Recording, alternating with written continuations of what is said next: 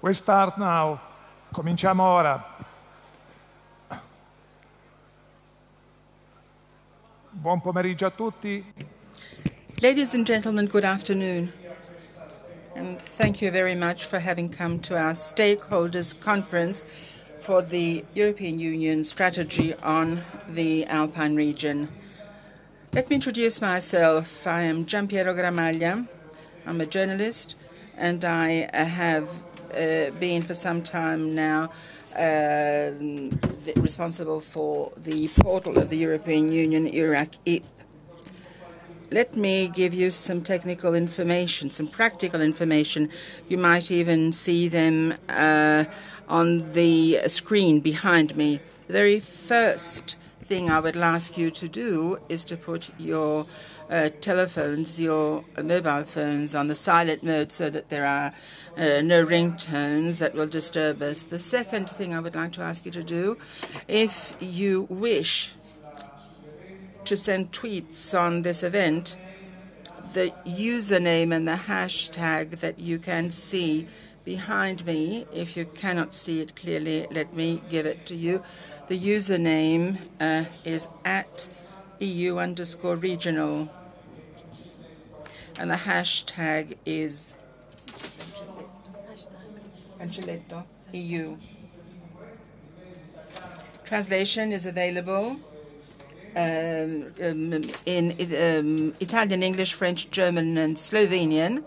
And here too, you will be able to see the channels on the screen behind me from which you can receive the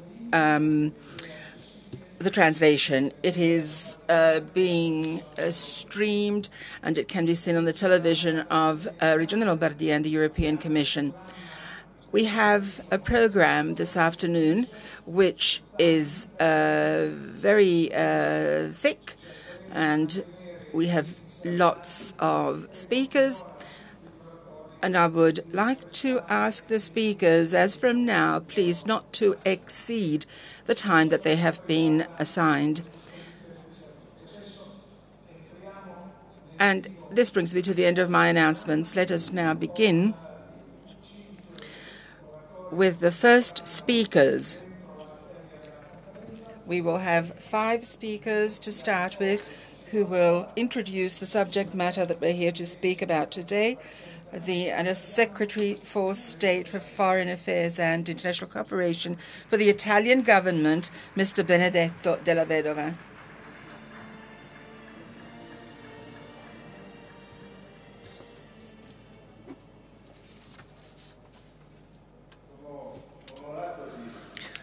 Ladies and gentlemen, I am honored to be here in Milan today, the city which will host Expo 2015 in only a couple of months, and I am very pleased to host the Stakeholders Conference on the EU strategy for the Alpine region.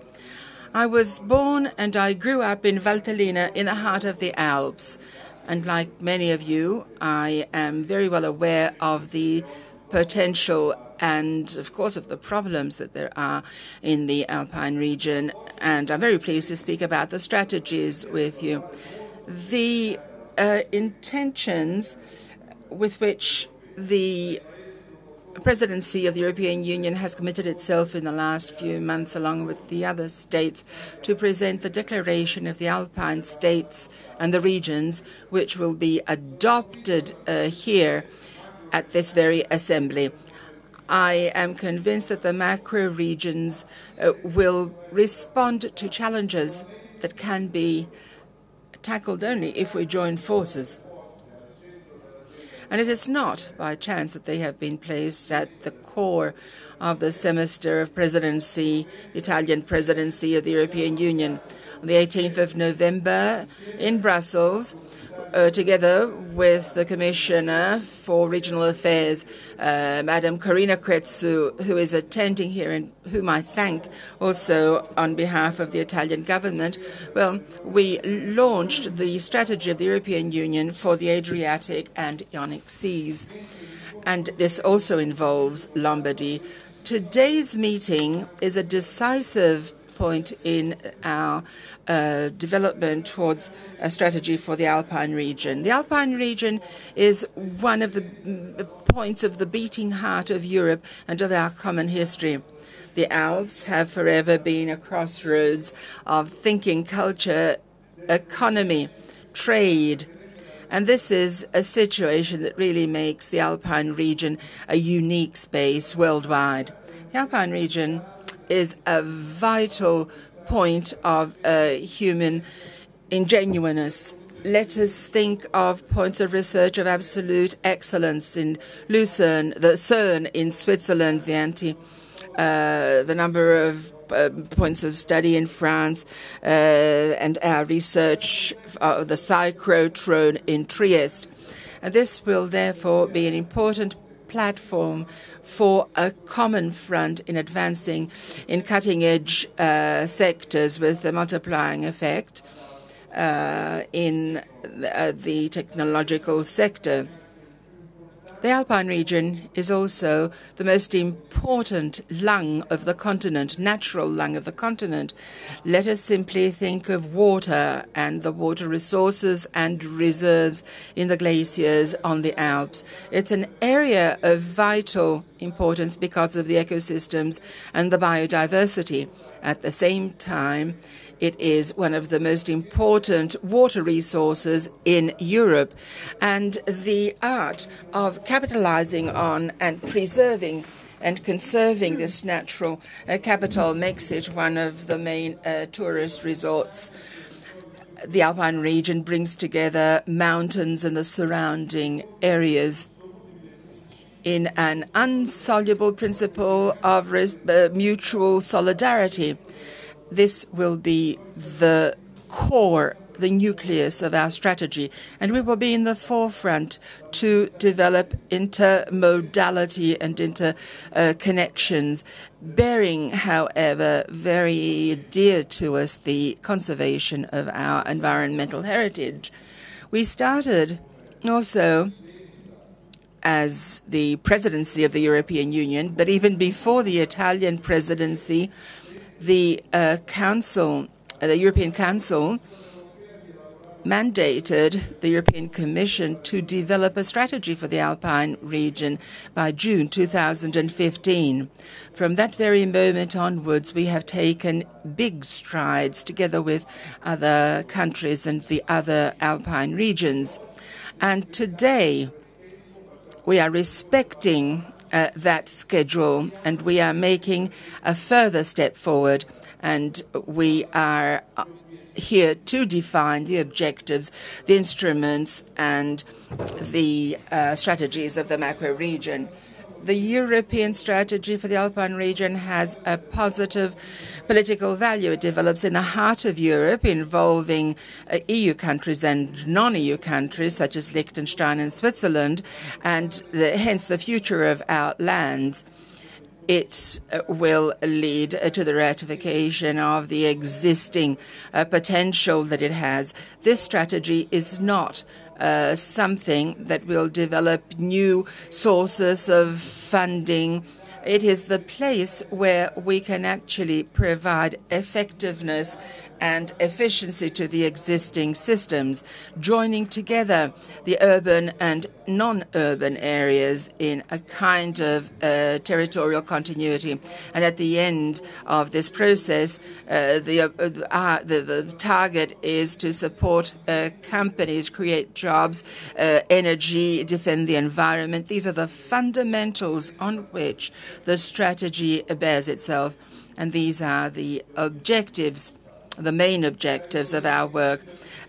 Dear colleagues, dear Commissioner, ladies and gentlemen, this year we commemorate the 100th anniversary of the outbreak of the First World War. The Alps were the theater of that terrible White War, the Alps which today, with today's conference here in Milan, have become an area of union, exchange, and sharing. And my thinking goes to a great entrepreneur of Italy, Adriano Olivetti, who in Piedmont, at Ivrea, in the heart of the Alpine region, had envisaged a new idea of the factory, a unicum at the worldwide level. In one of his writings, Olivetti said, there is a crisis of identity, a social crisis, a political crisis.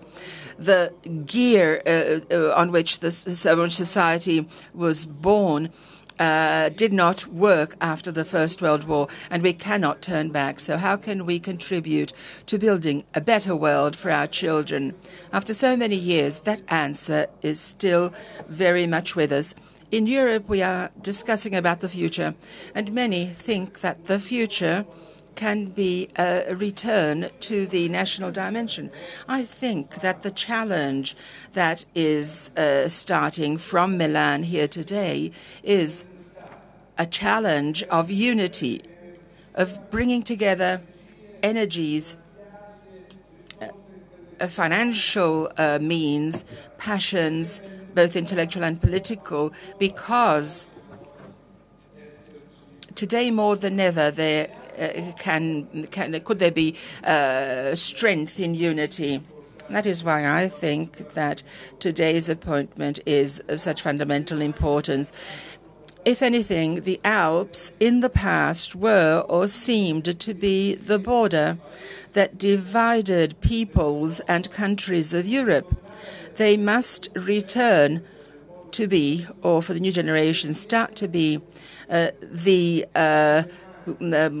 connection point between many countries of Europe, and those that will be the main actors here, the tens and the hundreds of stakeholders that are present here today, will have to take it upon themselves to start an effective strategy for the next few years, so that we will all work together in the interest of the Alpine region, which is a vital interest of the whole of the European region. Thank you very much. Thank you, Secretary of State, Mr. Della Vedova, for this message that you delivered, or describing the Alps as dividing but also uniting, and the Alps as the nexus for perspectives and possibilities. For regional policies, Corina Crețu.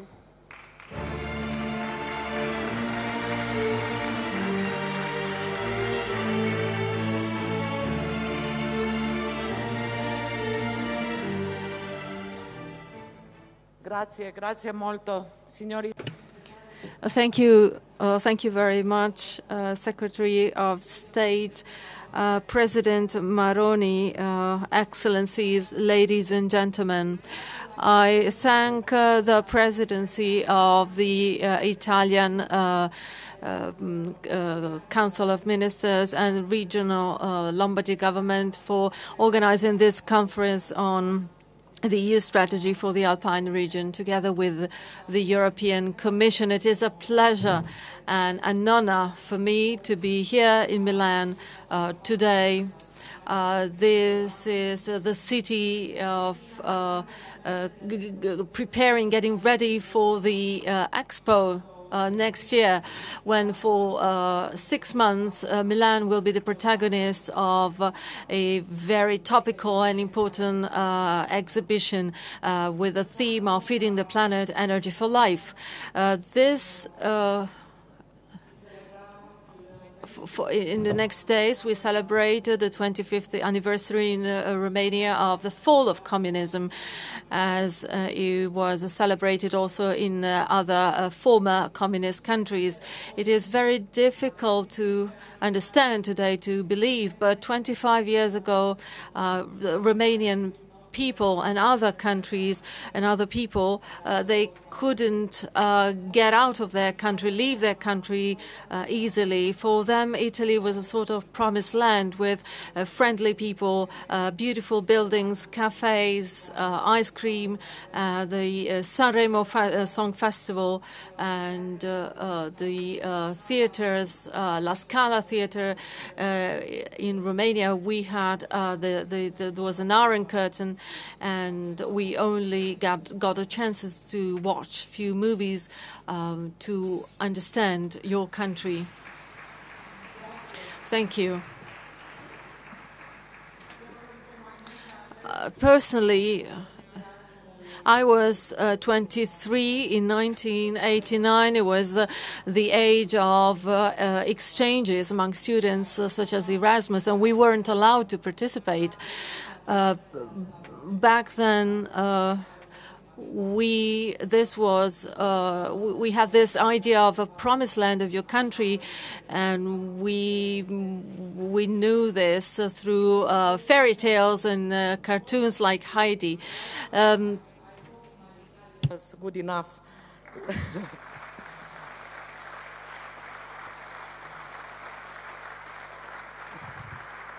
Ladies and gentlemen, fortunately, the Alps have a huge number of things, far more than simply the stories where we were once told. The Alps are, first of all, one of the most beautiful and, of course, valuable mountain regions in the world. They house an impressive set of natural and cultural assets, which it is in the interest of everyone to preserve and enjoy. This region is also a rich crossroad of civilizations, home of 70 million people, which involves 7 countries and speaks a wide range of languages from different origins, Latin, Germanic, and Slavic. Finally, the Alps are the frame of many of the most developed territories in the world. It shows outstanding economic prosperity and quality of life. However, this cannot hide wealth disparities or environmental damage caused by intensive traffic. Therefore, we have a set of territories which have a number of things in common. In particular, they share challenges and concerns that go beyond national boundaries: trade flows, ecosystems, pollution. At the same time, this region offers, as a whole, a range of opportunities to stimulate green development and sustainable quality jobs. None of these challenges, concerns, and opportunities stop at national borders, nor does traffic congestion, for instance. It is not anymore just about Hannibal's elephants. Alpine roads are among the most congested ones in Europe. You certainly remember the unpleasant consequences of the closure of the tunnel of Mont Blanc in 1999 for 3 long years. Another example, water pollution. In 1986, an incident in a chemical plant in Basel caused a major pollution of the Rhine River, affecting not only Switzerland, but also Germany, France, and the Netherlands. There are, as you see, 4 countries, not to mention damages on fisheries in the North Sea. Hence, we can all agree that there is a strong need to take common action here. We need to work together to address these challenges and exploit the underpinning opportunities. The EU's strategy for the Alpine region is exactly this: a common framework for joint work on a series of issues which cannot be properly dealt with within national, regional, or local policy framework. I am very grateful to the Italian presidency, and I have now today 1 month since I am a Commissioner for Regional Policy, and we just launched 2 strategies thanks to the Italian presidency. 2 weeks ago, we launched together in Brussels the Adriatic-Ionic strategies, and today here in Milan, the Alpine strategy. And I can assure that as European Commissioner, I would like to plead in favor of strong regional integration as far as we can go. For this, a range of possibilities for common action is vast. It's really vast. Those of you who are practitioners of cross-border cooperation will certainly not contradict me. But ladies and gentlemen, ruling is choosing. We need to set priorities. And this is what the representatives of the 7 Alpine states and 15 Alpine regions did in Grenoble in October last year. There are 3 priorities that were put then on the table: driving innovative growth, connecting the region, and protecting the environment and promoting a sustainable management of energy and natural and cultural resources. These priorities indeed reflect some of the most critical challenges I was referring to earlier. However, the Commission does not wish at all to settle now this debate. There is a time for debate and there is a time for policy proposals. All the most relevant stakeholders for the strategy are here. Let's take this unique opportunity to enrich this debate and table proposals that will make a difference. And this brings me to the fundamental questions of partnership. As most of you know, the European Commission has committed huge political capital in defending active involvement of stakeholders in EU policies. Cohesion policy constitutes one of the best examples of this strong political will, with the adoption of a European Code of Conduct of Partnership. This Code of Conduct requires member states to involve relevant partners in the preparation and implementation of partnership agreements and programs. I would like to underscore that all the institutions and committees in Brussels agreed on setting out a Code of Conduct on Partnership: the European Parliament, the Committee of Regions, the European Economic and Social Committee, and later on the Council. But why are we so committed to involvement of partners? Of course, there is the argument of democracy. Decisions cannot be taken on a simple top-down approach. But there is something else. Stakeholders know absolutely better than us what is going on the ground, what does work and what does not work. You know, in Brussels, in national capitals, we have a strong expertise regarding management of public funds. But we will never know SMEs as well as SMEs associations do. We will never know the Alpine region better than the people who live in, work in, and grow in the Alpine region. We cannot come from Brussels to decide what the Alpine regions need or what the Danube region needs, or the Baltic region.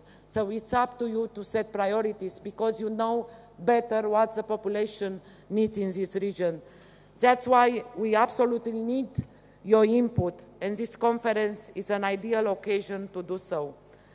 The question now is, what is the best way to work together towards the objectives of the strategy? For me, the reply is all in all quite simple.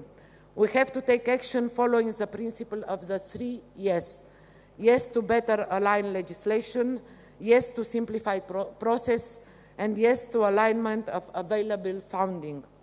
Regarding alignment of legislation and simplification of process, the Commission is preparing a number of initiatives in the coming months. We expect Member States to take similar actions. Regarding alignment of available funding, the new regulations for the European Structural and Investment Funds provide a full range of possibilities for combining the advantages of many funding sources. Please use this to the full extent of your possibilities. For this, the timetable is favorable. We are starting now a new programming period, and the Alpine strategy may and should be embedded in the new programs. Ladies and gentlemen, I have much confidence in the potential of the Alpine strategy.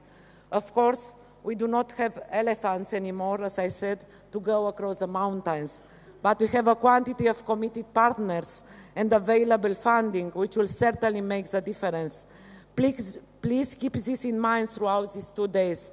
I wish you a fruitful debating time here in Milan. Thank you very much.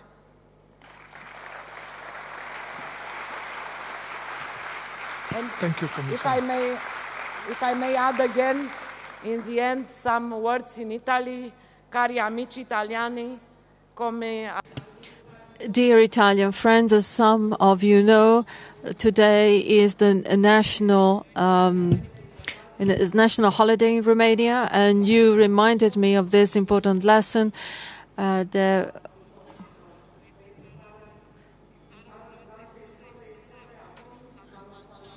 That nostalgia is more bearable when you are among friends. So in a couple of days, you will celebrate Sant'Ambrogio here in Milan, the patron saint of the city. So I wish you a very happy holiday. Thank you very much. And to hear what the problems you have, and you can count on me as Commissioner for Regional Policy. Grazie mille anche. Grazie molto, Commissioner.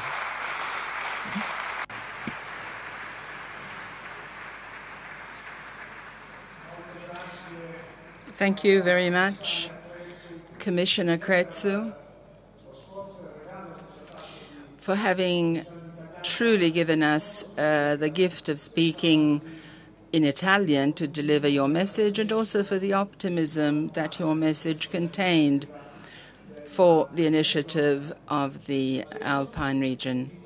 I now would like to invite to the podium the President of the Regione Lombardia, Mr. Roberto Marroni, who is also the coordinator of the Italian regions for the European strategy for the Alpine region.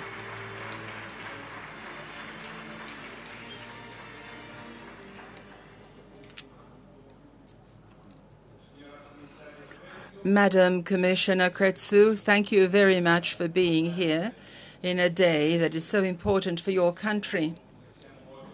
We are indeed extremely grateful for this.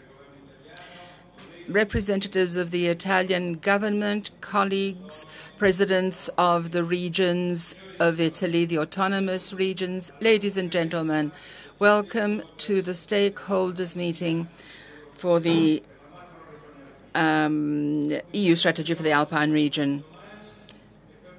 Today and tomorrow's conference is a reason for great satisfaction for me, for the participation of the institutions and also of the social participation in general.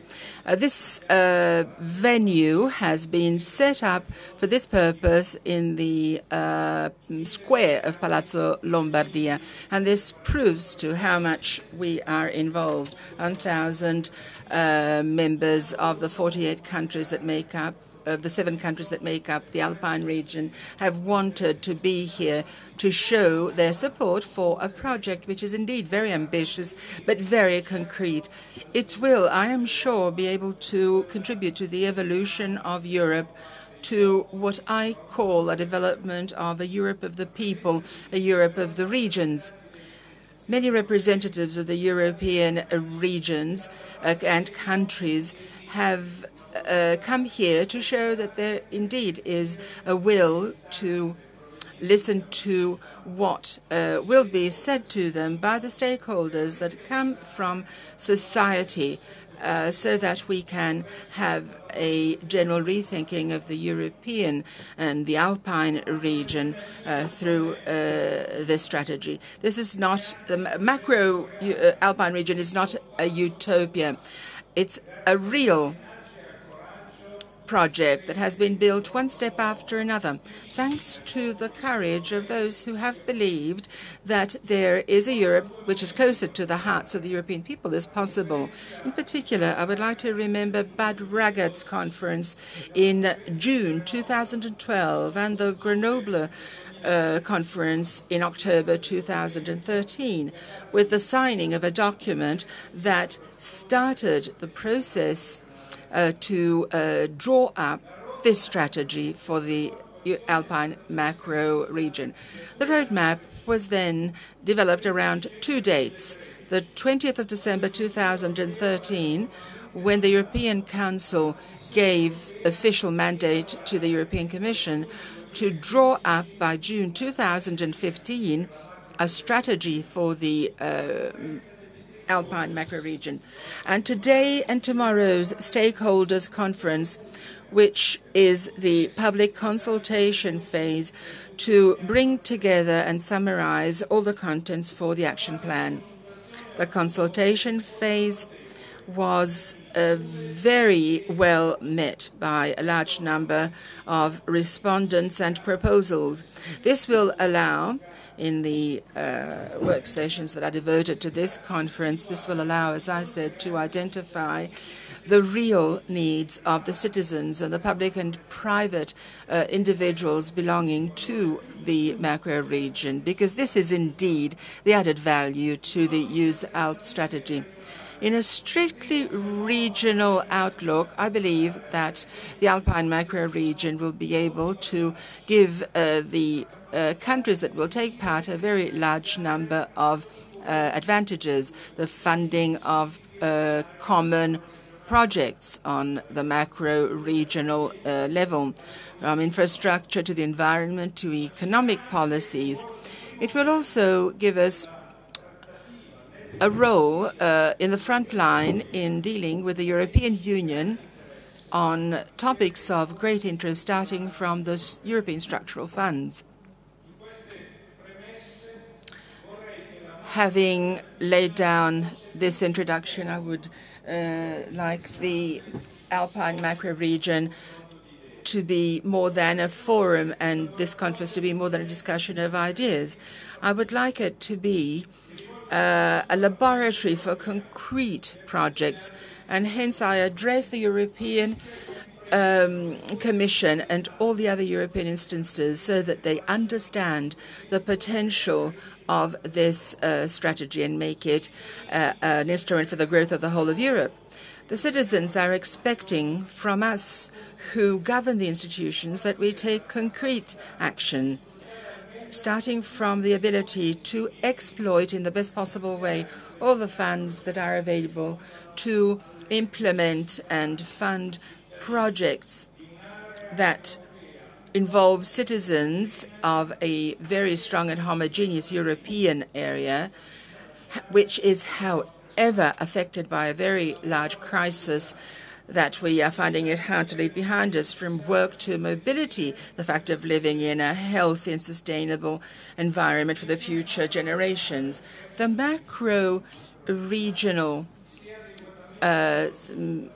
region, if recognized, will allow for large-scale savings and better use of resources, hence encouraging a well-balanced development between fragile areas, such as the mountains, that we have the duty to conserve and to enhance. In the brief time before us, I expect the Alpine strategy to concretely affect the 14-20 project period, and that all of the countries in the European Union will bear in mind the projects of the macro region and what will be introduced in the EUSALP action plan in the next few months. The Alpine macro region has always represented a reference point for the history, the environment, and the populations of the whole of Europe. Its territory emerges as a strategic area located in the geographical heart of Europe, crossed by transit axes of strategic importance, and it works as a connection between the north and the south of the Alps. This characteristic has led to the understanding that there is a common need to tackle the social challenges for a new model of economic development based essentially on innovation, research, the development of employment, training, on a system of small and medium-sized enterprises, on a network of public administrations that will support the companies. I am mentioning the actions and the projects that have emerged from the public consultation, which will be discussed in tomorrow's working sessions. I am speaking once again of concrete action. In the global era, faced with the crisis in the national states, strengthening Europe can but run through the enhancement of local communities and regions. Territorial macro communities can carry out a key role in European and international economics, simply by enhancing their economic and productive vocations. If the Alpine region, thanks to the support of the European institutions, will find an original way of encouraging and supporting growth, it will become the true locomotion of Europe. I am sure that we will win this challenge. The Alpine macro region is, in fact, a great opportunity, a historical opportunity to build, starting from the local level, a totally new Europe. And I think that I can safely say that the future of Europe runs through these new realities. And if we are able to be we are at the level of these initiatives. I will end by thanking all of you who are here today. You have had the courage to believe a project that sounded visionary but has turned into a splendid reality. A special greeting to all those who in Regione Lombardia, in the Italian government and in the European Commission have worked side by side for the success of this conference. Thank you, everybody, and I wish you the very best success.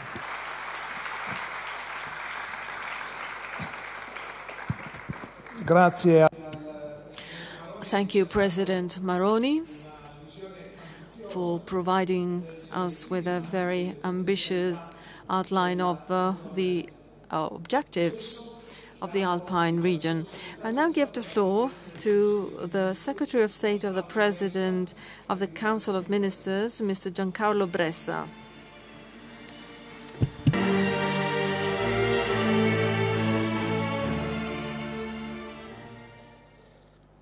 Signora Commissaria Crețu, Mrs. Crețu, President Maroni, Ministers, ladies and gentlemen, it is an honor for the presidency of the Council of Ministers to speak in this conference, which marks a very important step in preparing the European strategy for the Alpine region.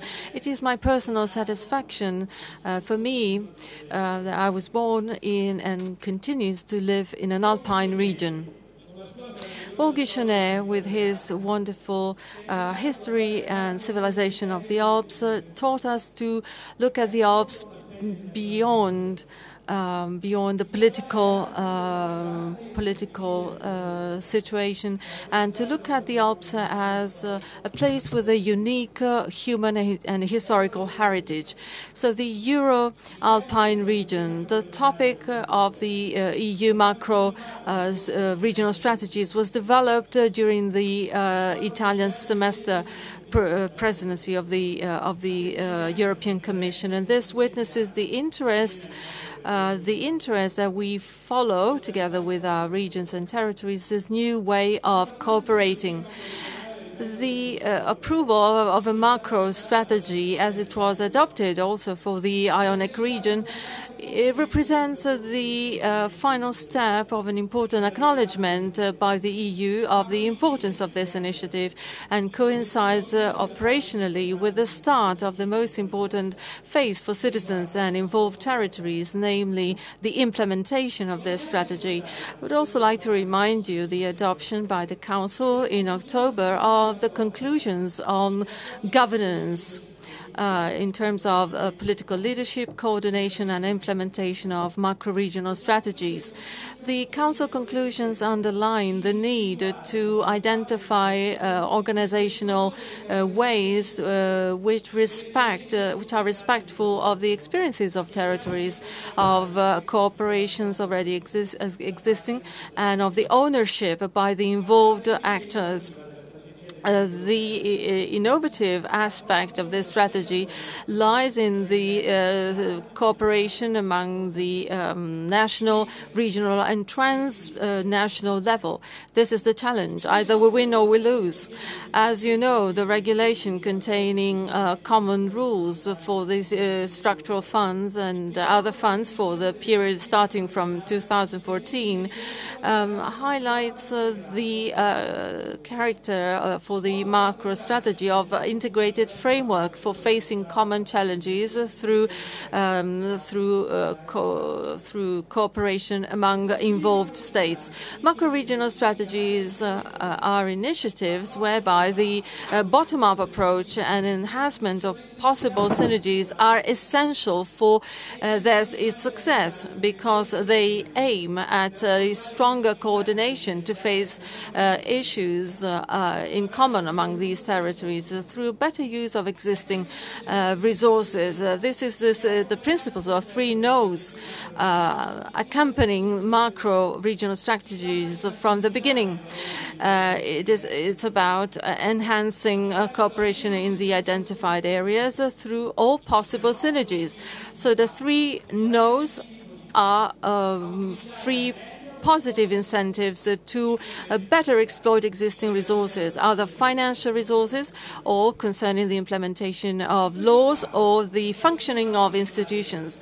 Now, in this case, the macro-regional Alpine strategy focuses on 3 items: competitiveness, accessibility and connectivity, environmental sustainability and promotion of environmental resources. For the first point, is important to highlight, to enhance the characteristics of the area, although taking into account the disparities, especially in mountain regions where access to social services and economic general services is difficult, and therefore it affects their development.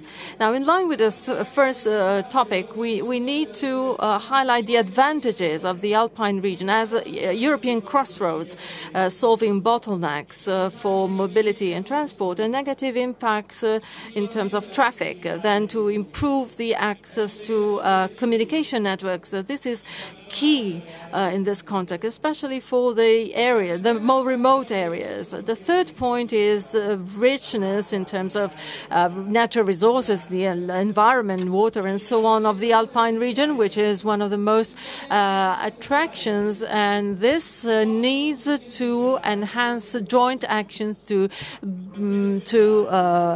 their better and sustainable use. Then what is also important is to enhance cooperation between urban and mountain areas to enhance mutual advantages coming from the solving of issues of the strategy, including the strategy. This was also included in the Grenoble resolution of last year, which has been one of the main point of the strategy. So this macro Alpine regional strategy is very important, and especially for 3 reasons. And first of all, the bottom-up involvement of citizens involved.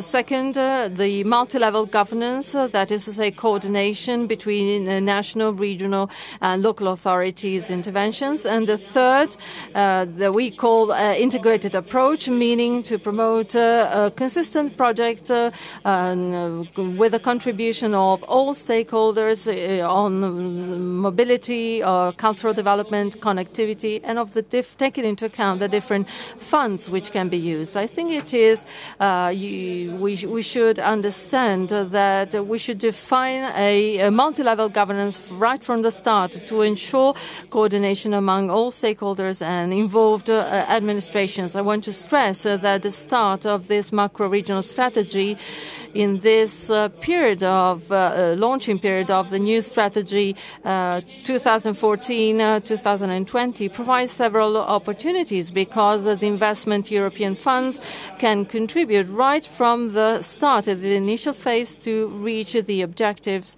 for the macro-alpine strategy. Now, let me remind you that during the Italian semester, we have highlighted many times, as to the 2014-20 framework program, we won't be following usual paths, in the sense that a new rule is that we focus more on results, and this will give greater opportunities for our alpine citizens. In the case of the Alpine macro strategy, this will allow us to focus more on the Italian national targets. As for the investment and structural European funds that are now being defined with the European Commission, we need to pursue the rules that are included, as it was explicitly stated in the Grenoble Declaration. So it is in this light that today's conference is very important for the definition of the strategy and its implementation plan. As 40 years ago here in Milan, launching the first Alpine strategy, Mr. Piero Bassetti, the first regional president, paraphrasing a book, he said, he started his speech saying, "Tout d'abord les Alpes," first of all, the Alps. And so I wish that we will follow this as well, so that this macro region will be successful. In the end, we will be able to say, "Tout d'abord les Alpes." Grazie al sottosegretario. Thank you very much, Mr. Bressa, for this heartfelt Alpine praise. And we will now close our introduction speeches with the Secretary of State for the Environment and Protection of Land and Sea for Italy, Madam Barbara Degani, whom I would like to invite to the podium, also as chairperson of the Convention of the EUSALP.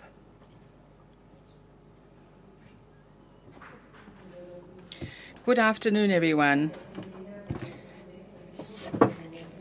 As a presidency for Europe, the European Union, Italy has committed itself to promote a decision that was made by the European the Council, and for a strategy, macro-regional strategy.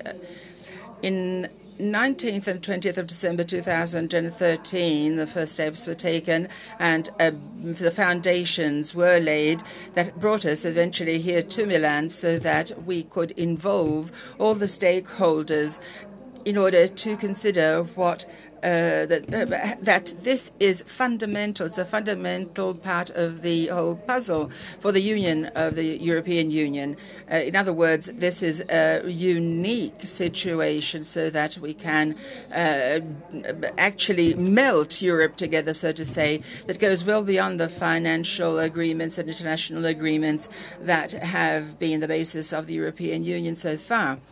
I refer to that fundamental moment, that fundamental agreement that started our development, and I'm talking about Maastricht, 7th of February 1992. Through the Maastricht Agreement, a number of essential principles were introduced, but I would like to recall the principle of subsidiarity, which is a fundamental role that was adopted consequentially by different territorial entities other than the states, that is to say, the role attributed to the European Union, by the European Union, to the local dimensions and the regions.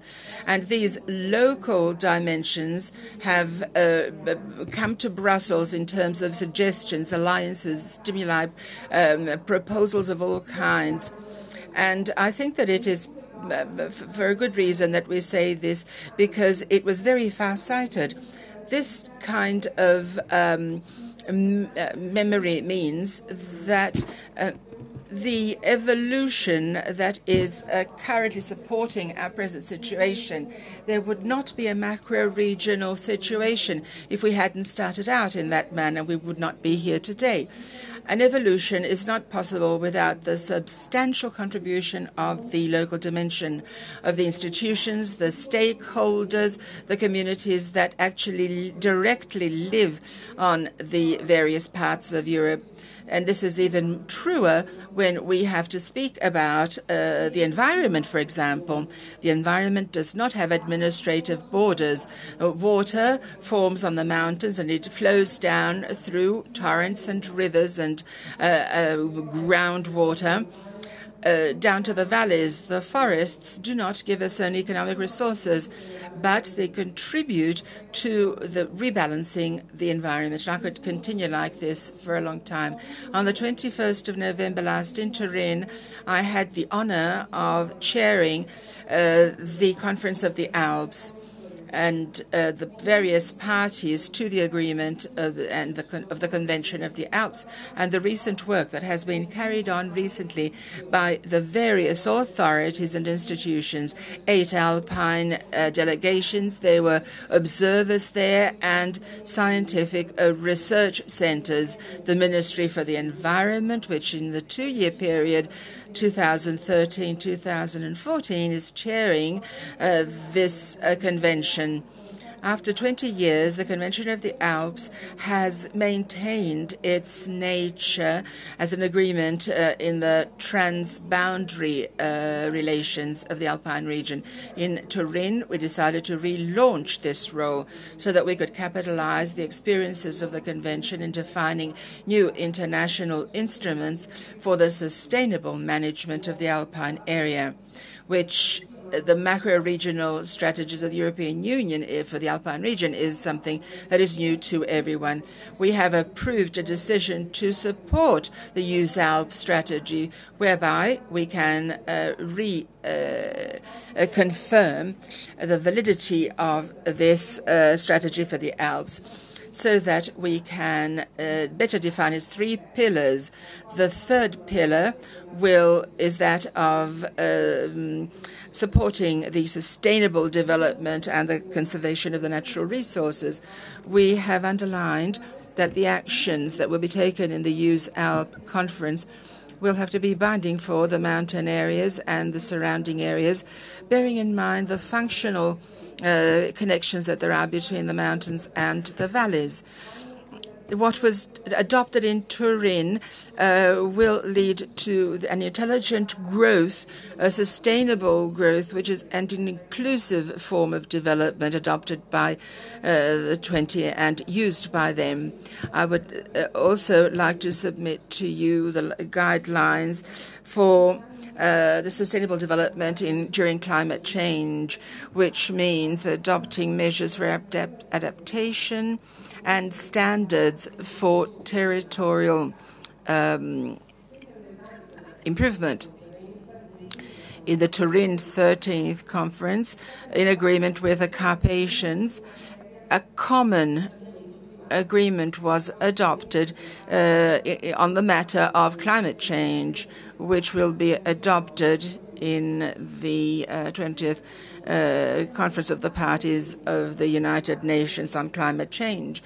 We have done the same for the climate area, enhancing the importance of the value of the forests of the Alps, and we have issued some recommendations for the improvement of the knowledge of the ecosystems provided by the alpine forests, so that all the communities will understand their importance for all the environments. With the declaration Populations and Culture in the Declaration of the Alps, we have a further point of reference to enhance culture and traditions and to support the populations that live in the mountains.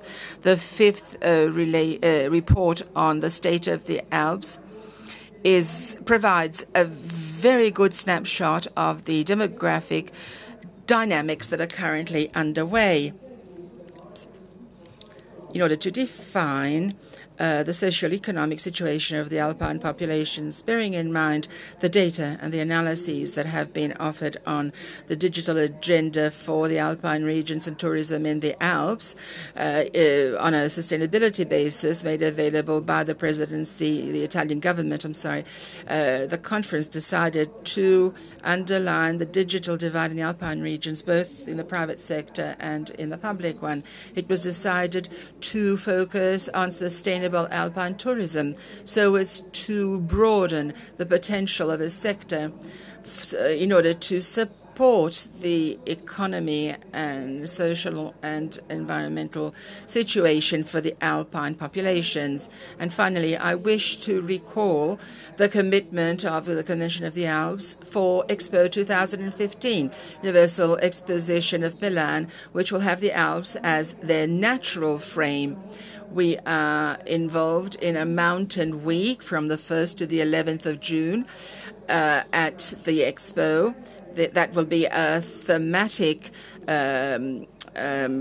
overview where the best traditions and agri-food culture and traditions of the Alps will be presented to the visitors. That will be able to foster integration, and it will make the Alpine area a true laboratory for sustainable development at the European level. This will allow the local population to continue to live and work on their own land and keep the level of life welfare and economic competitivity high. In 2015, Italy will leave the presidency of the Agreement for the Alps to Germany. It will be based on green economy and biodiversity. Our commitment for a sustainable biodiversity will continue. And, of course, we will continue to work at the Convention for a sustainable future and an intelligent development of the Alps. Thank you.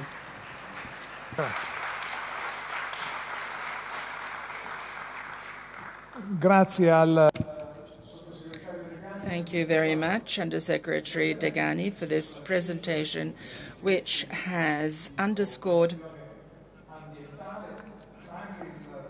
what is being done in terms of environmental cooperation, what connections there are with Expo 2015, which is something that is very much felt in our community. Now, I would like to make a general overview of the whole process of the Alpine macro-region. Actually, the interventions that have already been made have provided a number of indications that I would only repeat if I were to go over what they said. So what I'll do is I'll try only to fix on a number of facts and figures and provide some reference points to you. First of all, la macroregione alpina non è il primo esempio di cooperazione macroregionale o di iniziativa macroregionale nell'Unione Europea. Ci sono già stati e sono operativi la macroregione del Baltico dal 2009 e la macroregione del Danubio dal 2011. La prima macroregione che vede un coinvolgimento. First macro region involving Italy is that of the Ionia and Adriatic, that under the Italian presidency. The strategy was officially approved by the European Council and the activities were started. So the difference, as many of the previous speakers said, between the macro-alpine region and the others is that it has a bottom-up approach. The initiative was started by communities and territories, and so it is not something that was decided by Brussels, but it takes into account the national and the local needs. So at the basis of the process, after consultation through regional conferences preparing this process. There was the Council of 2013 in December, 19th and 20th of December. The Council invited the Commission, together with the Member States, to draw up a European strategy for the Alpine region by June 2015. Now, in order to prepare this strategy, the European Commission has launched last July a consultation among all stakeholders. The consultation was concluded on the 19th of October, allowing for the preparation of the final phase towards the Alpine strategy, which should be completed in the middle of next year. So the results of the consultation will be taken into account in the final process of the conference. So what is the macro Alpine region? You see a map here. You should consider the blue line. The Alpine region involves 5 European states: Slovenia, Austria, Germany, France, and Italy, and 2 non-EU countries, Switzerland and Liechtenstein, which belong to the European economic space, and they are strongly integrated in the European economy. The region represents 48 regions of these 7 countries. Now, in terms of inhabitants, it has 400,000 square kilometers and 80 million inhabitants, meaning that 1 European out of 5 or 6 and 1 Alpine European belongs to this region, the Alpine region. So this region is one of the would be one of the most important and biggest regions of the European region. So this is an important area in terms of surface, in terms of population, also in terms of economic capacity, and in terms of meaning for the European integration. The following slide shows how within this macro Alpine region there are 4 capitals of the participating countries, and although the capitals of France, Italy and Germany are not slightly decentralized from the region, there are important cities such as Milan who are important and of course for their countries, and they are representative of these countries. Now, what is the importance of this macro region?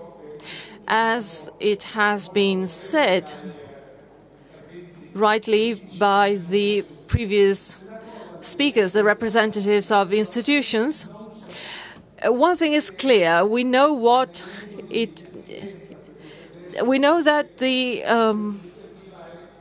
a lack of confidence towards this strategy is counterproductive. This region, this process, shouldn't be considered as a bureaucratic burden. We don't want to create new institutions, to set up new funding levels. This strategy is not for creating new positions, new political institutional figures. It is about better coordinating what is or already exists, and especially the funds which are already existing. So it is about better using what we already have in order to implement the 3 pillars which have been mentioned by the previous speakers. First of all, to develop the Alps, to ensure a sustainable growth and promote employment, competitiveness and innovation by consolidating and developing specific economic activities and secondly, to connect the Alps, to promote a territorial development based on a sustainable development, on an enhanced cooperation, development of services, policy on transport and infrastructures and communication, and thirdly is to promote the Alps, to protect the Alps and to promote a sustainable energy and to protect the environment. All these elements, as was already said, are important so that the Alps become a place of communication, a place for innovation, for stimulating the European Union in the whole, as a whole. So let's take stock of the present situation, and so that we can discuss the objectives. So in order to discuss the objectives, we have our first session. So I now I invite here on the stage the Deputy State Secretary of Federal Department of Foreign Affairs, Switzerland, Mr. Georges Martin. The State Secretary of the Ministry of Foreign Affairs, Slovenia, Dragoljub Benčina. The Secretary General of the Federal Ministry for Europe, Integration and Foreign Affairs, Austria, Mr. Michael Lennart. The Deputy Director General for the External Relations with the EU and the bilateral relations of Germany, Joachim Bleicher. The Ambassador of France to Italy, Catherine Colonna. And Director of the Office of Foreign Affairs, Liechtenstein, Martin Frick.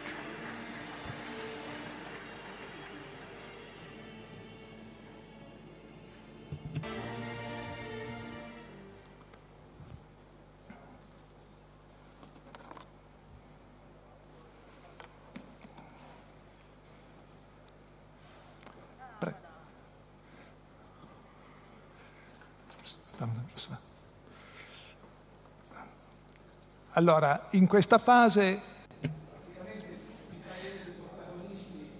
right now all involved countries will have the opportunity to let us know their priorities. The theme of this session is towards a strategy for the EU strategy for the Alpine region. The representative for Italy is not among the participants, but we already listened to the Secretary of State Della Vedova and Degani expressing the point of view, the Italian point of view on this process.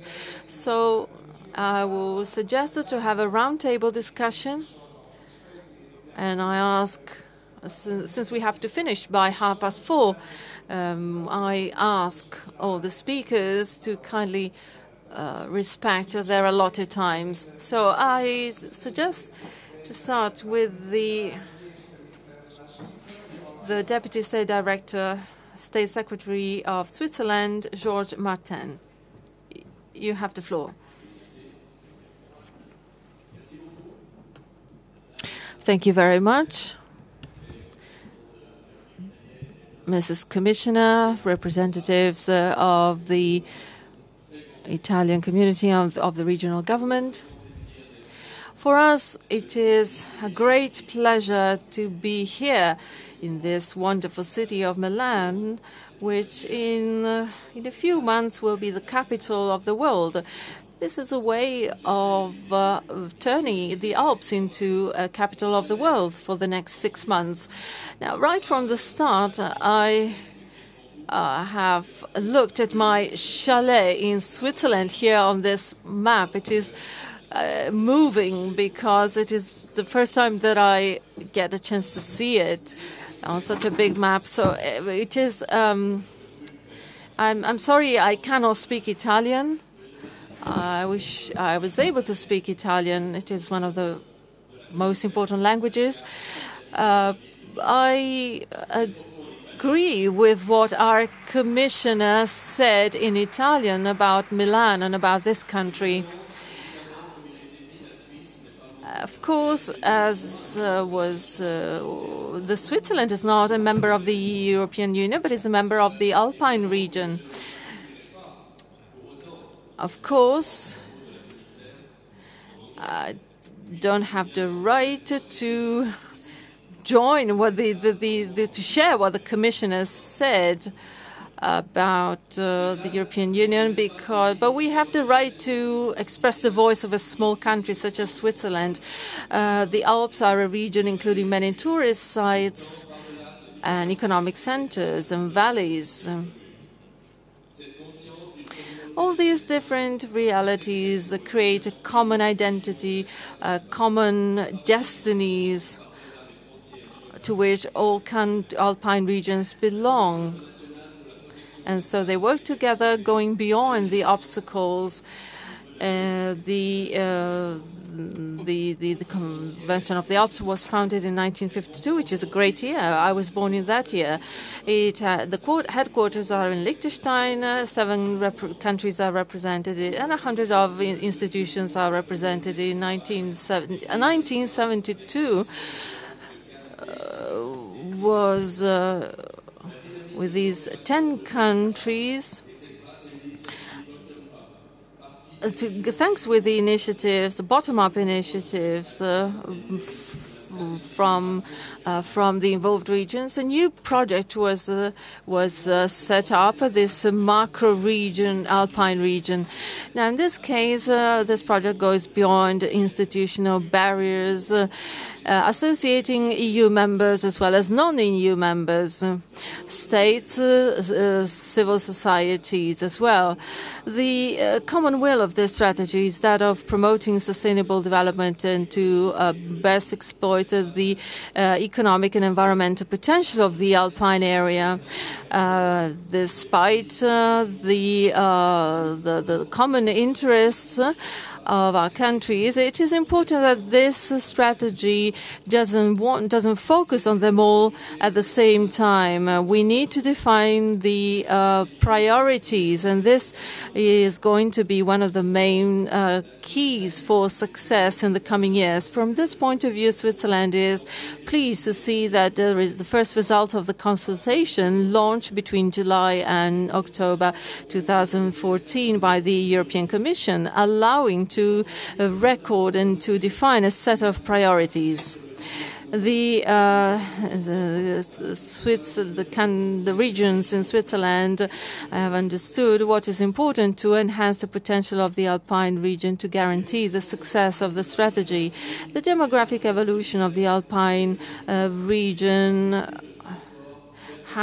owes very much to a strong economy, good transport networks to enhance the cooperation among mountain regions and urban areas is one of the greatest challenges that this strategy will face. The areas, of course, the challenges are not the same.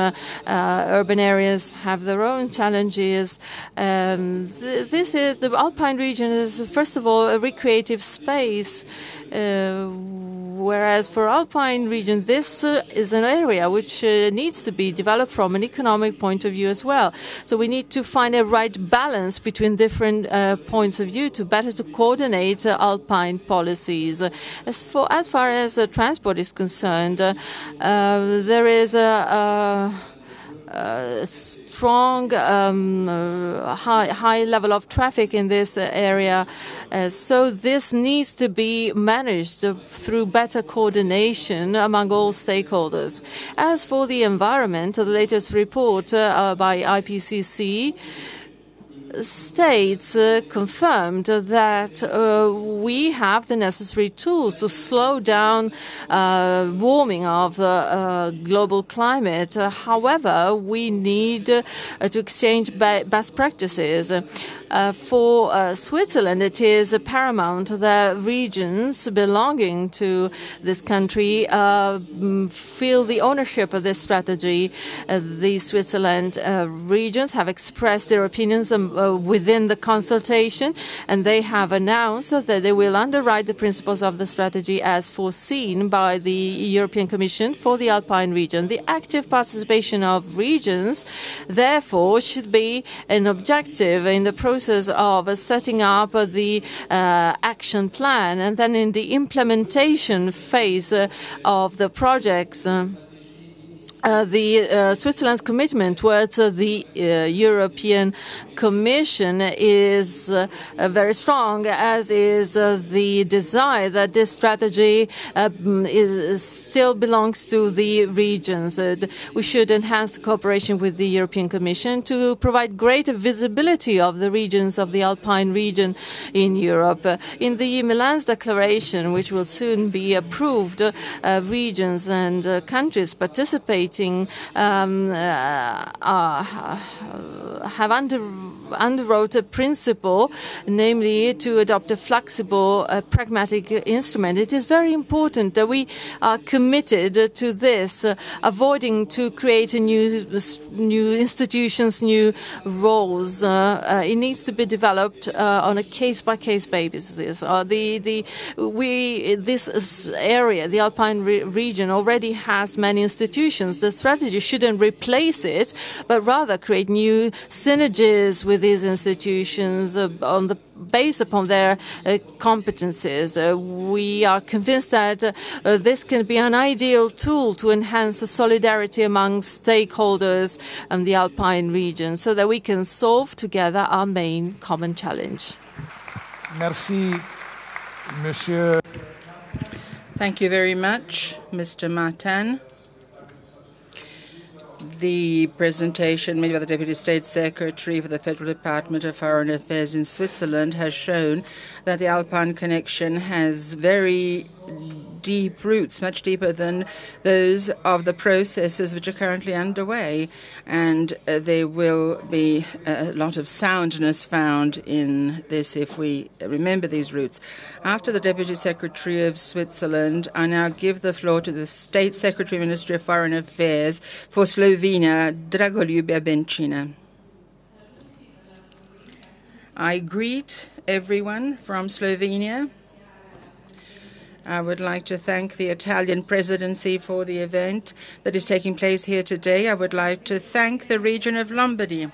As you know, a lot of Slovenians understand Italian, but they only 30% speak Italian, so I'll have to continue my speech in Slovenian.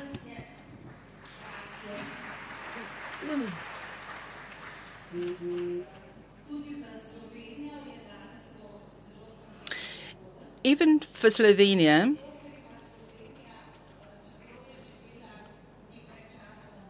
this is a very important event. Because as our Commissioner has told us, Slovenia has a long tradition of cooperation in this Alpine region.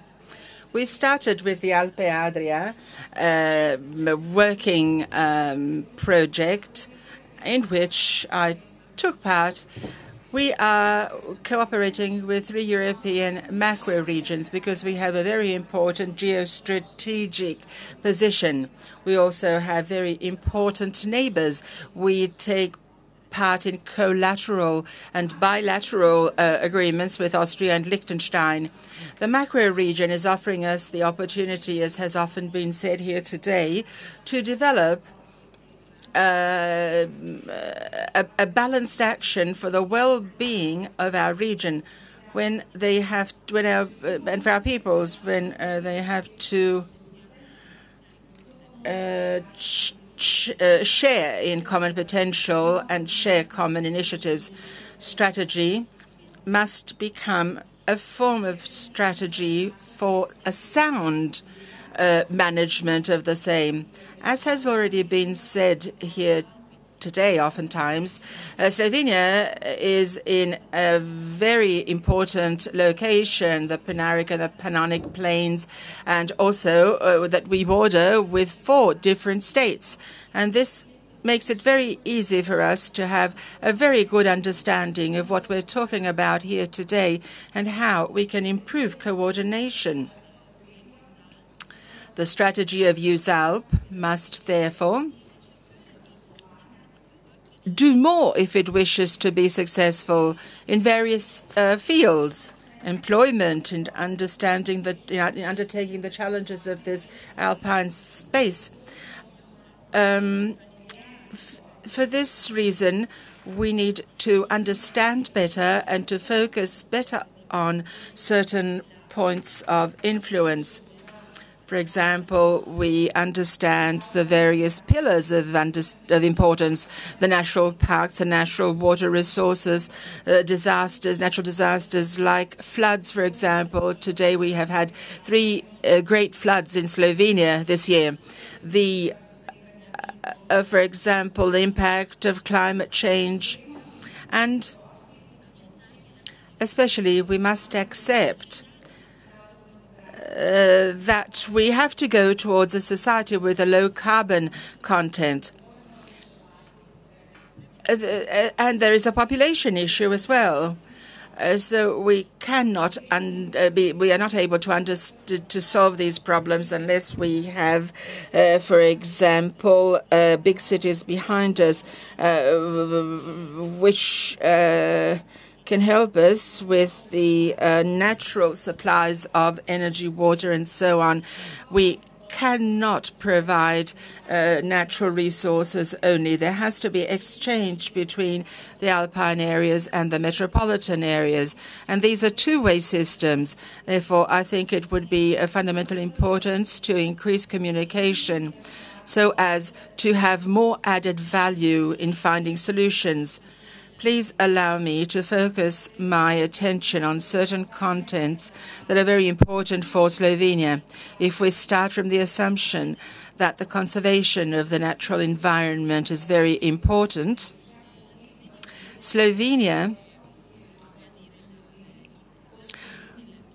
would very much like to underscore the importance of biodiversity and improve interregional cooperation in terms of biodiversity, cooperation for the reduction of CO2, cooperation in the field of natural disasters such as floods, which lead then to the drought and so on. And as the IPCC says, one of these catastrophes leads into another.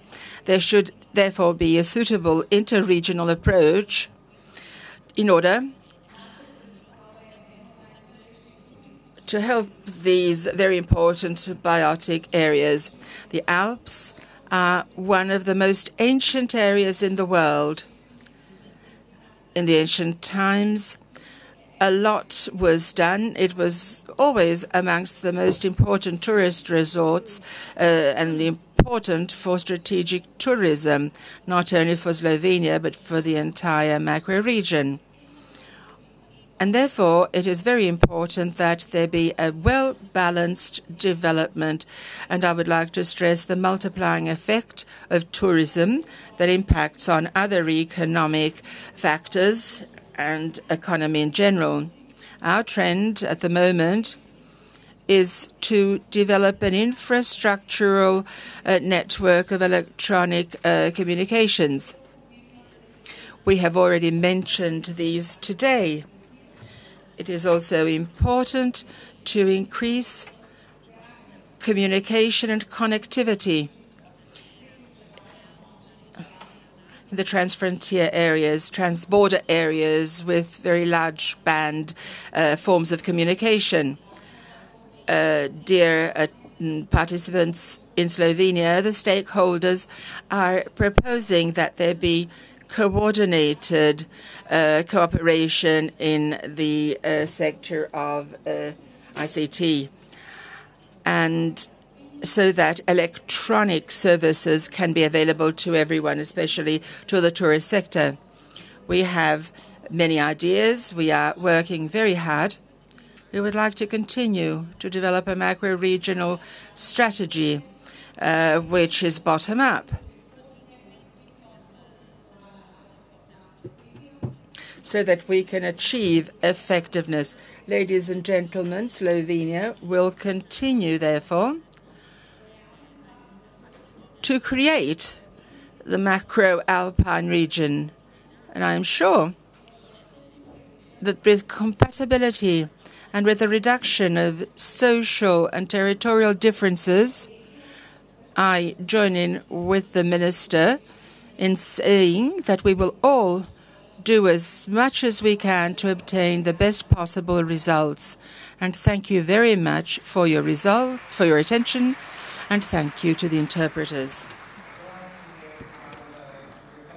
I would like to thank the Secretary of State for Slovenia, Madam Mencina. As you can see in what has been said here, many things are repeated. Speakers tend to stress the same things, but there is a very special angle that is taken by each one of them, which enriches our dialogue and our scope for cooperation. We will now continue with the Secretary General for the Federal Ministry for Europe, Integration and Foreign Affairs of Austria, Mr. Michael Linart.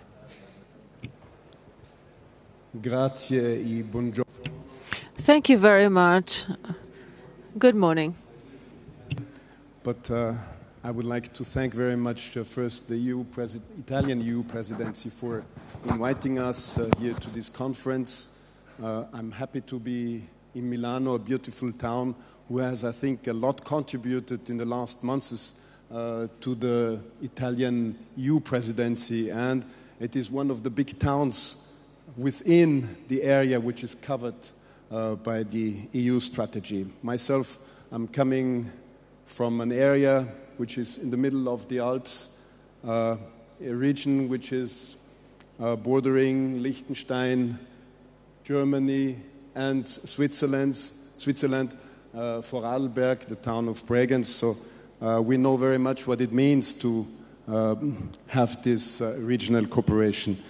Let me also therefore share with you three thoughts. Ich möchte gerne mit Ihnen 3 Gedanken zur EU-Strategie für den Alpenraum teilen. Erstens, I want to thank the Alpine strategy for the following. First of all, the EU strategy for the Alpine region has an important added value, namely to provide the right answer to the right questions in our case. This means to consider the Alpine region and to address the specific issues and to solve them. In the past, we reasoned in terms of borders, whereas today we can work following a transnational approach. So we are considering new level, and because of the fragmentation at regional national value hasn't been considered so far. Then we have the macro levels. We have 48 regions, 70 million people. This macro region is a new level of represents a new level of cooperation, allowing to have a comprehensive view and to provide personalized, customized answers. Now, the customization of this new approach is shows a new ability within the EU, the ability to creative capacity to use in the existing structures in a flexible way and to create new points of interest. It also shows the participation of the non-EU countries They are free to participate, and they feel free to participate without suffering disadvantages. Now, the fragmentation. So this fragmentation of regions is a new approach. In a way, is a new revolution that can benefit the European Union. The macro region also offers another benefit, namely to develop a new awareness and to live a new macro-regional identity. This new common identity needs to be reinforced. And I want to give you an example about this. A Tyrol citizen feels deeply rooted in his Austrian identity, whereas an Alpine identity would allow him to feel closer to an Italian citizen, to a München citizen. So in this way, a new identity can be consolidated, going beyond borders and different languages. This area already exists, so we need to increase awareness about this. Secondly, we need the strengthening of this European strategy means that the Alpine strategy needs to include the civil society and stronger civil society, and this will be helpful. A conference taking place in Innsbruck last year opened the way to this. After the Grenoble Convention, the European Council, and then the European Commission committed itself towards the strategy for the Alpine region by 2015. So I want to say to all participants that this comprehensive approach produces very concrete results in a very short time, with no delays and no fragmentation. This success shows that if you work closer to citizens, working in a closer way to citizens pays off. So this should encourage us to implement this strategy by taking and involving citizens and the civil society. If we success in this, then the EU strategy for the Alpine region, we will address the right issues, so that the Alpine region will play a key role. This also involves strengthening the economy in the Alpine region, favoring settlements, fighting natural dangers, and increasing tourism. This should allow us to enhance the European Alpine heart in Europe. Then I want to cover the governance issue of the strategy. I think that we need a lot of creativity, because so far we lacked experience in cooperation on a macro-regional level. Each region has its own needs, so we are aware that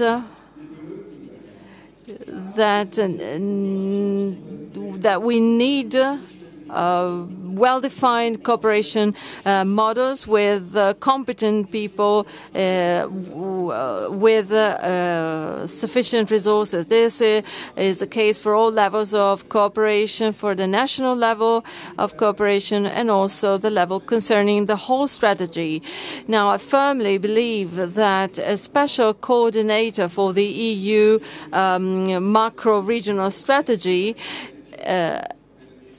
it should be visible, and it should provide a fundamental contribution to visibility and for network connections. I want to refer to the work of the European coordinator for traffic corridors, the TEN-T networks, and the Brennero Tunnel, and the commissioner responsible for European traffic, and I want to underline that this is a valid example. It should provide a reference point for the macro-regional strategy as a strong strategy for the Alpine region, with a stronger coordination, a strong figure that is which is fundamental. And in this sense, we can now continue the discussion on this. So thank you. Thank you very much, Herr Linard, for your presentation. He entered the detail of the negotiations which are currently underway for the launching of the strategy itself. I would now like to call on Mr. Joachim Bleicher, who is Deputy Director General for Basic Issues of EU External Relations and Bilateral Relations with EU Member States at the Ministry for Foreign Affairs, Germany. I would like to thank you very much for having welcomed me so warmly. Ladies and gentlemen, thank you to the Italian Presidency, to the European Commission, and to Regione Lombardia for having prepared this conference in such an excellent manner. Unfortunately, the clouds today are preventing us from seeing the Alps. But luckily enough, I too have had the possibility of enjoying this beautiful postcard, as you can see, from Milan. Now, this is a union point within the European Union. This is not something that is only sensible, but it's necessary. Perhaps Germany has a point in common with Slovenia on this point. In other words, it is taking part in 3 macro-regional strategies, the one for the Baltic Sea, for the Danube region, and the one for the Alpine space, which is the subject that we are here to deal with today and tomorrow. So the commitment of Germany is, of course, obvious. It is implemented north of Mecklenburg-Vorpommern and south of Bavaria and Baden-Württemberg, of course. These last 2 areas are particularly involved as far as the Alpine space is concerned, because they are closer. However, we should think of the Alpine area also between a transit area, between areas of great economic growth and the north of Italy. And the same thing should be said about its importance for its tourism vocation, which is something everybody acknowledges. There are, of course, some problems that we share, the early melting of the glaciers, climate change, the problem of water resources, which have to be withheld on the mountains and which will have a growing importance and which must definitely be protected. Together with northern Italy, Switzerland and Austria, these 2 regions, in the last few years, have developed a very large number of contacts through cooperation projects. This new strategy will find yet another framework for common governance. The Alpine space has an incredible potential for innovation. And I think that this macro-regional strategy, Bavaria, Baden-Württemberg, could draw incredible advantage from this form of governance. And together with, of course, Switzerland and Liechtenstein, that means that by doing so, an incredible added value will be created. But the very important, the great importance that we attribute to this strategy is that it's bottom-up feature, where every Alpine region offers its contribution. And it is through the stakeholders meeting here in Milan that we will clarify the fact that the Alpine region is the heart of Europe, and it is a space where people first and foremost live. Growth and the creation of jobs, therefore, is very important to the point of view of Germany on this. is definitely goes definitely towards these objectives, and we hope that this strategy can help provide support for the growth strategy of the European Union for 2020. And this is something that millions of tourists, for example, are expecting to have. And here again, we need to bring together economic growth and the protection of the natural environment. Therefore, the strategy is not only a strategy for the Alps, but rather it is something that has to include a number of relations with the surrounding large cities. The strategy for the Alps will have to provide new fuel in a number of policies regarding traffic, resources, and, as we said earlier on, first and foremost, protection and conservation of the environment. Further to a number of consultations that were carried out between July and October, this strategy is now entering the decisive phase, that is to say, the phase in which the action plan will actually be worked out. The Commission will draw up this plan in the coming months, according to what is suggested by the EUSALP conference and, of course, the opinion of the countries that make up the Executive Council. That means drawing up common criteria for the strategy. And it is important that there is a common approach. We will have to concentrate on a number of, we have to agree on a number of subjects that regard everybody and that are of interest to everybody within the Alpine space, and these will have to have a European dimension. I think that we all agree that an action plan will not have to simply be a menu of desires, but rather a space where concrete action can be implemented and carried out. Moreover, Germany attributes a great deal of importance to the fact that some structures like the Process of Zurich, the Alpine Convention, or the Convention for the Alpine Space can actually flow into our strategy. These are all already agreements that have proved to be excellent and that can provide incredible help to our strategy. The macro-regional strategy will therefore be hence developed together with the various countries. And we are happy that also from this point of view, this is a bottom-up initiative with the involvement of a large number of stakeholders. It's very important that we bear in mind the results of the public consultation, which means the citizenry and the inhabitants, and that their wishes are taken into real consideration. And here we must say that what emerged from these consultations is that the people are very positive, and I'm very pleased to say that the Germans responded very well to the consultation.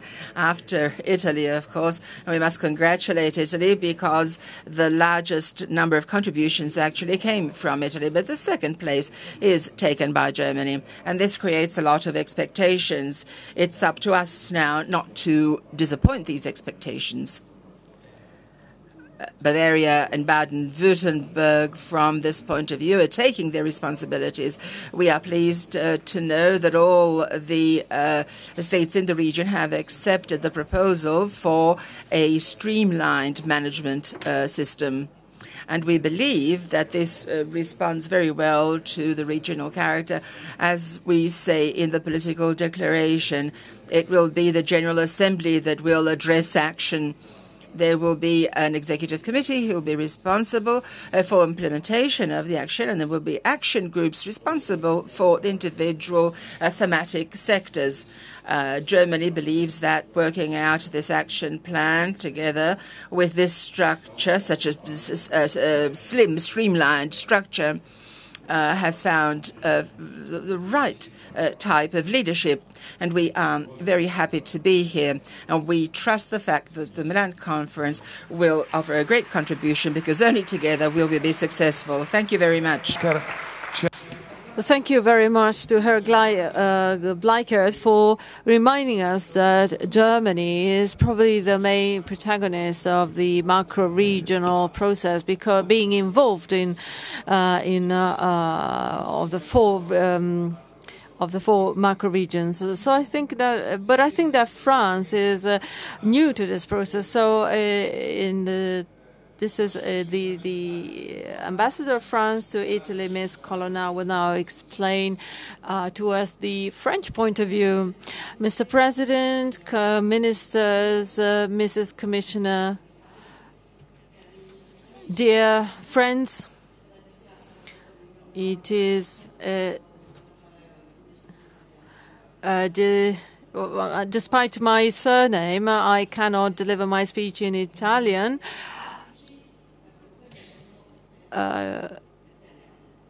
So I promise that next year I will work less and I will study more Italian.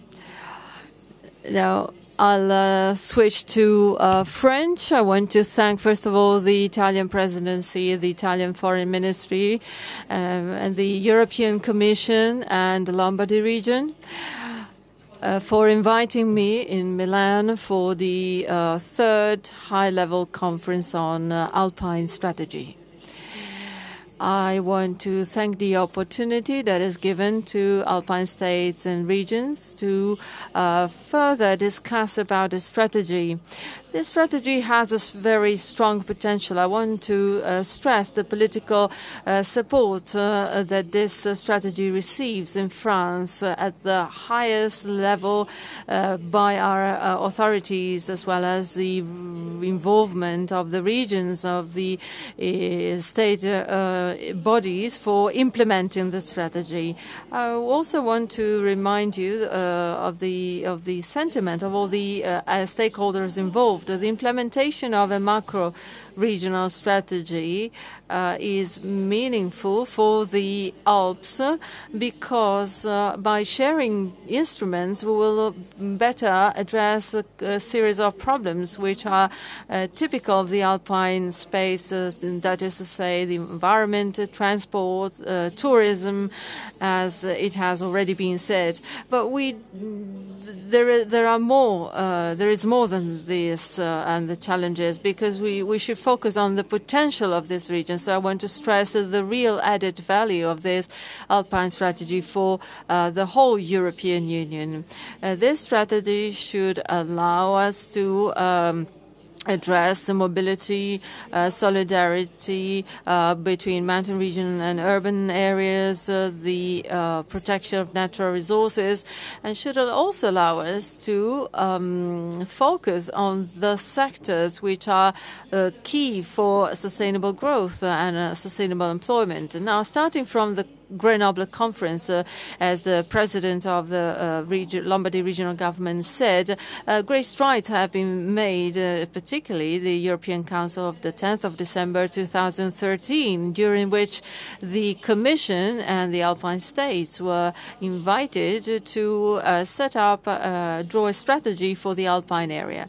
The public consultation taking place between mid-July and mid-October, casting an important light for interpretation of the strategy, was also key for us, as other speakers mentioned earlier. Now, let me congratulate all the participants to this consultation, and I also want to congratulate to the steering committee and the work they've done in 2013. Today we are at a turning point for the strategy, the Alpine strategy, because it is entering a very concrete phase of developing concrete projects which will be included in the future action plan of the strategy. Works are taking place tomorrow within the workshops will be very, very useful. In this sense, France is fully committed to the declaration concerning the future governance of the strategy.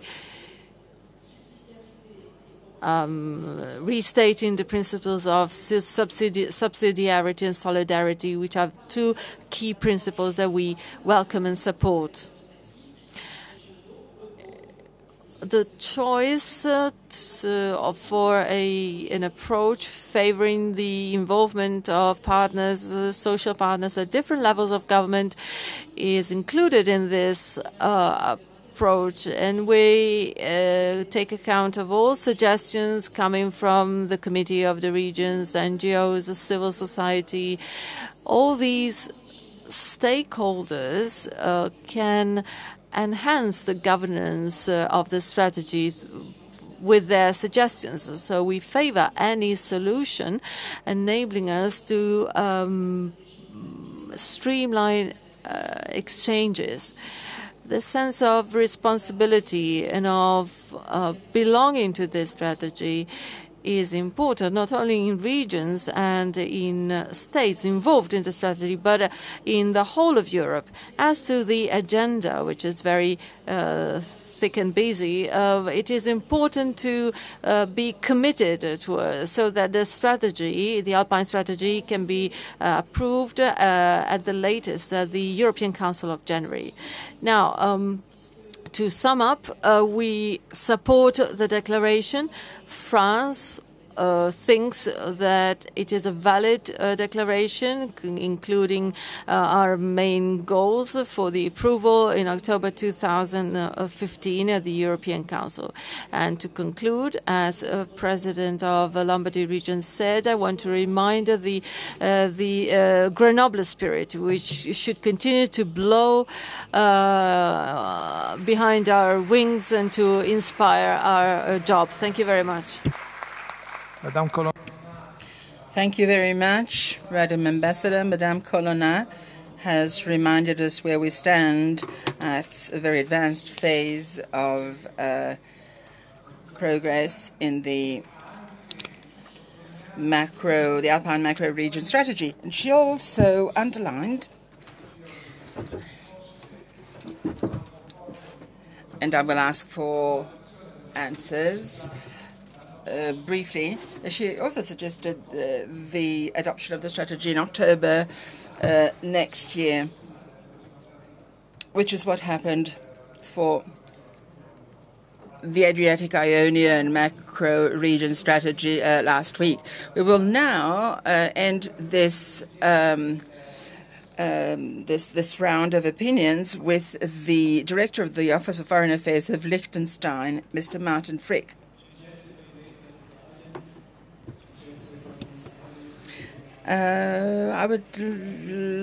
Dear Italian hosts, Madam the Commissioner, ladies and gentlemen, I would like to thank Italy and the region of Lombardy for having organized this conference.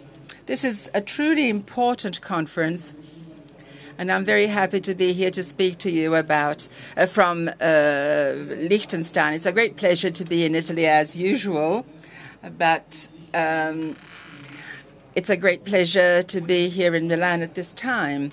As you know, the Liechtenstein is in the Alpine region, and we are at the heart of the Alpine region, if you wish.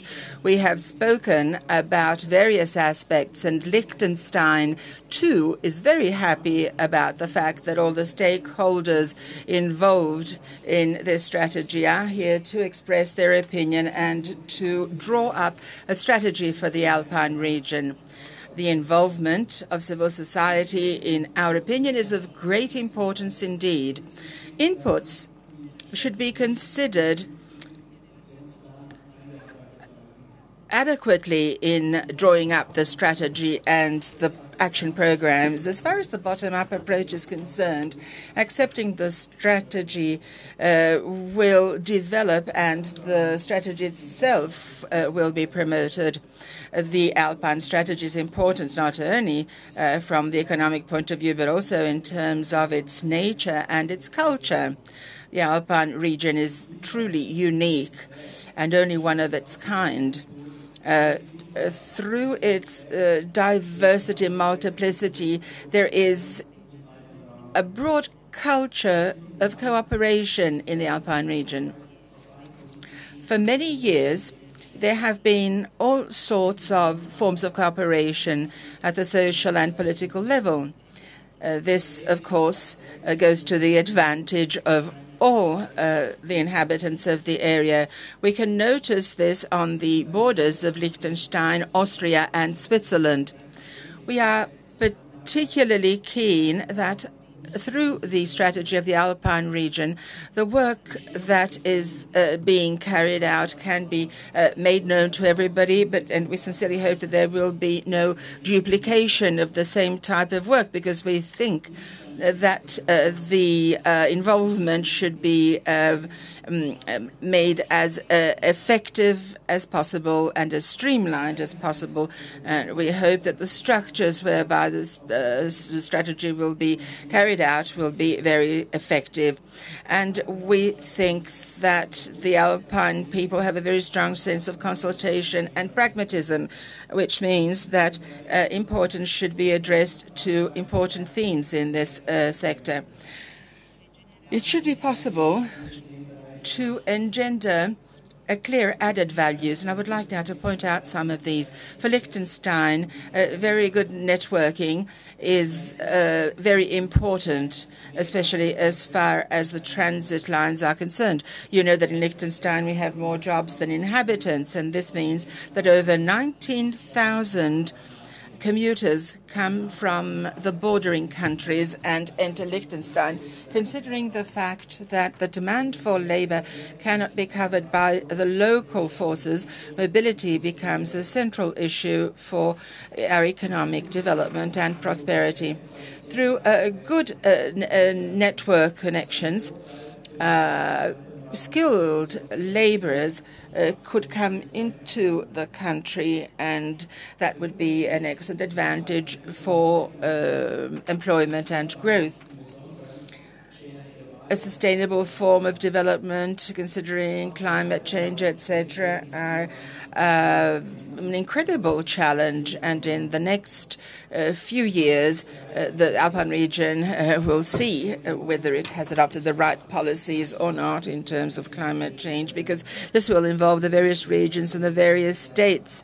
And if they do not take action now, they may not be able to solve their problems individually. There are trans-frontier and cross-border issues, and therefore this strategy will be an added value. Climate change also can lead to extreme situations in the Alpine region. There could be a larger number of natural disasters, and therefore the cooperation among the Alpine countries to prevent disasters is very important, and this is a field where the strategy of the Alpine regions will be an added value. And to end, I would like to add the Liechtenstein's will to be active in the implementation of these strategies. We are certain and convinced that the strategy contains a high level of potentiality, and it will add further added value. Grazie a Martin Flick. Thank you, Mr. Martin Flick. Sometimes we've heard that there are more jobs than inhabitants in Liechtenstein. It's true that it's a small geographical area, but this is something that strikes us in these time of difficult times. And this gives an idea of the contributions that all countries, even the smallest ones, can give to the success of this venture, this strategy. Now, I have a very short question for all of you. You can answer with a yes or a no. And this, of course, is my question is targeted at EU countries, but all countries can reply. Can we expect, despite good intentions, that the Alpine strategy is adopted next autumn? Let's start with the opinion by Mr. Bleichner, Germany.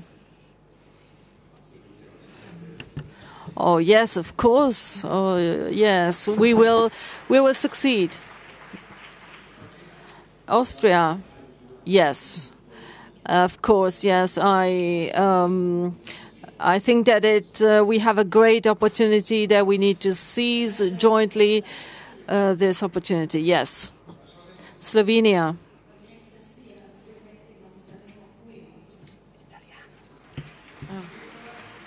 Yes, of course. If you ask me whether the strategy will be approved before we become a member of the EU, yes, of course, yes. Yes, of course. My answer is yes, we need it.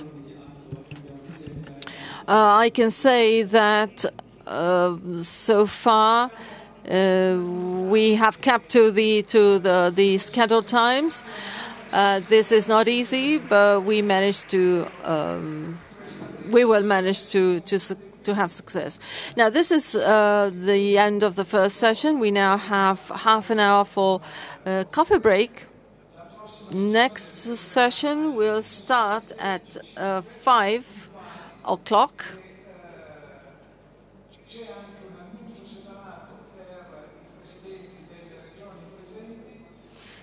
There will be the regional presidents will now take a picture. There is a photo opportunity for the regional presidents. Thank you for your attention, and we will meet here at 5 for the next session.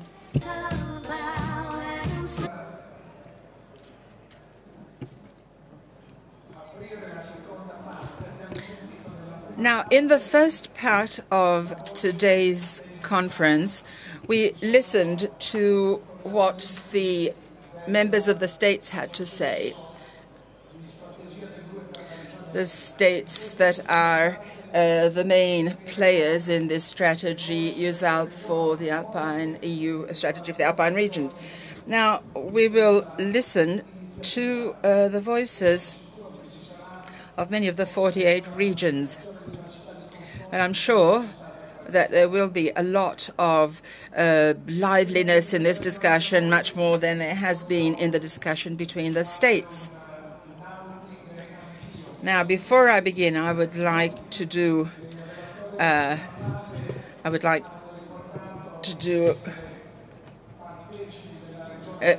kind of coming out.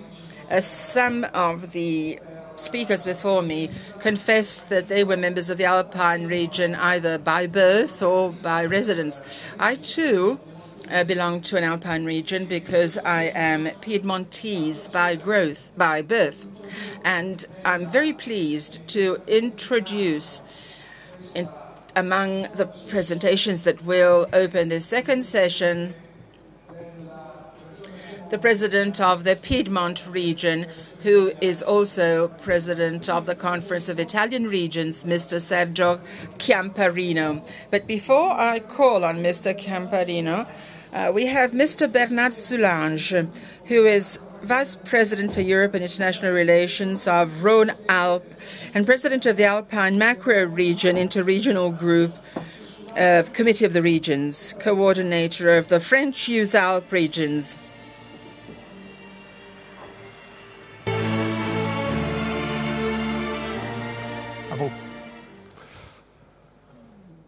Bonjour à tous, buongiorno, et je vais m'exprimer en italien, en français, pardon, ce qui est la pire des choses pour quelqu'un qui avait une mère née à Parme, avec d'un grand-père né à Parme et d'une grand-mère née à Vérone. C'est pas bien du tout, mais je ne suis pas capable de m'exprimer en italien aussi bien que l'ont fait mes collègues et notre ambassadrice. Je voudrais, comme ceci a été dit tout à l'heure, exprimer un peu le... So I will speak in the French language. I would like to express the point of view of the Committee of the Regions and what we're trying to do as a Committee for the Regions. The day after tomorrow, there will be a debate, which is a very timely one indeed, on the subject, on the opinion that my colleague Banistin will present there. All my colleagues from the Alpine macro region are here today to discuss the very same point of view. First of all, as a Frenchman, and therefore I'm talking on behalf of my colleagues of Rhône-Alpes, but also the other frontier regions, we are extremely happy to break through a very bad habit, which implied that the Alps were cut into two parts. The Eastern Alps, which were the Germanic part of the Alps, and the Western Alps, closer to the Latin world. And we have set up a number of institutions that were certainly very clever, but were separate from one another. According to whether one lived in Chambéry, Saint-Gallen, Grenoble, which is my city. I come from Grenoble, and I suggested to host the previous meeting there, which we did. But I suggested that we should bring everyone together from the Mediterranean through the Alps to the Danube.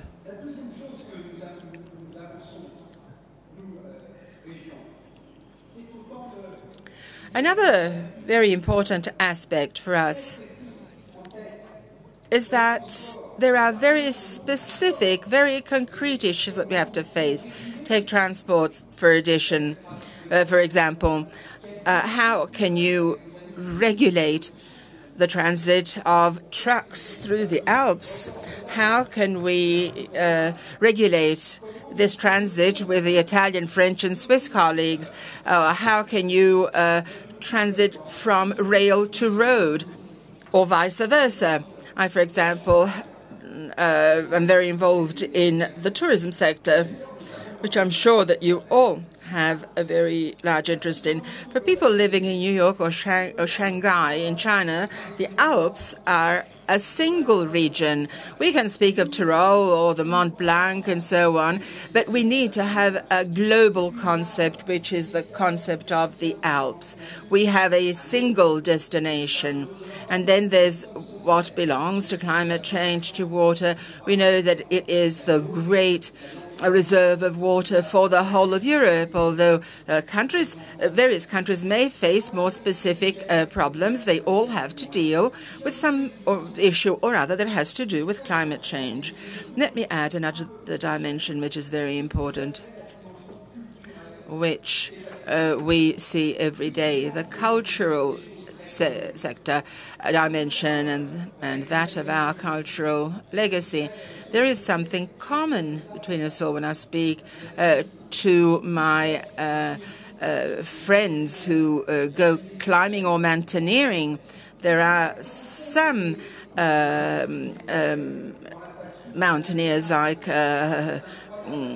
Stivel, for example, or Messner, or let's think of the climbing of the Annapurna, which was an achievement made by the French just a short time ago.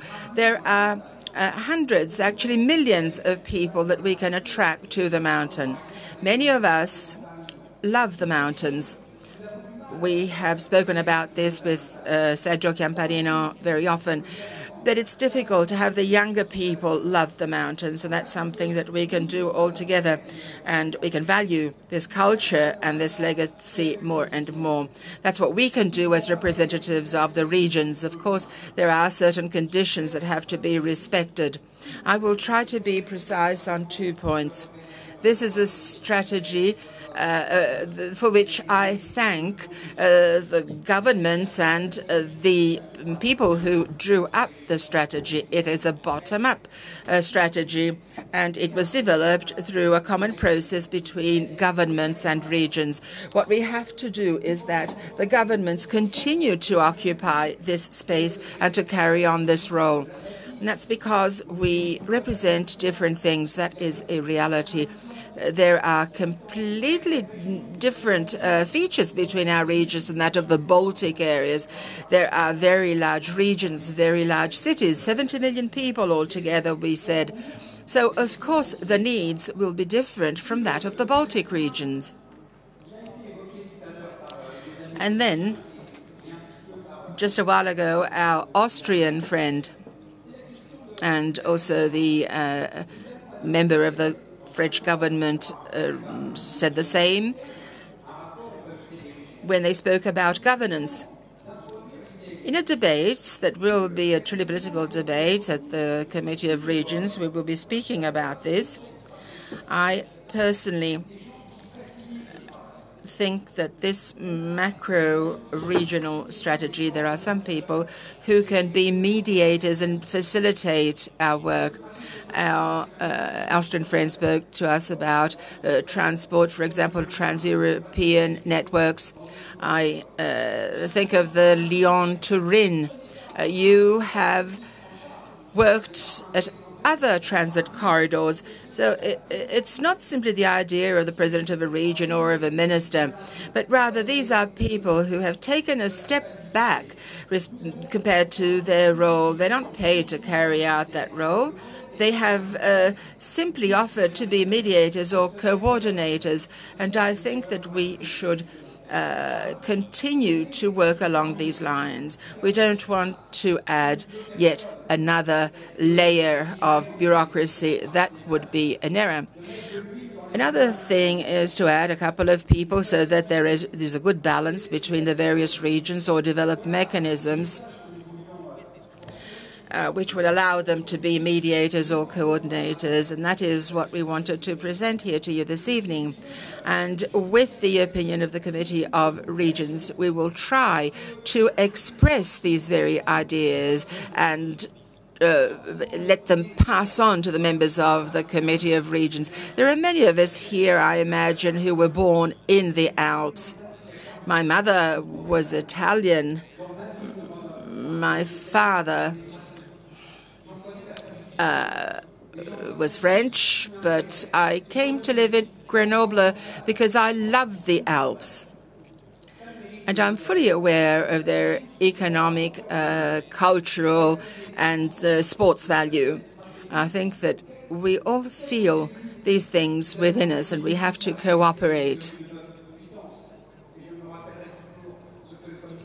Maybe at the beginning we doubted our abilities. Why should we develop a strategy? Somebody said. You can do whatever you like. There are 80 million of you.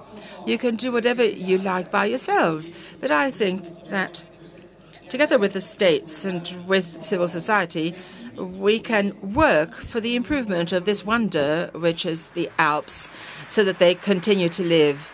Thank you very much, and count on us for your commitment. Thank you, Mr. Soulage.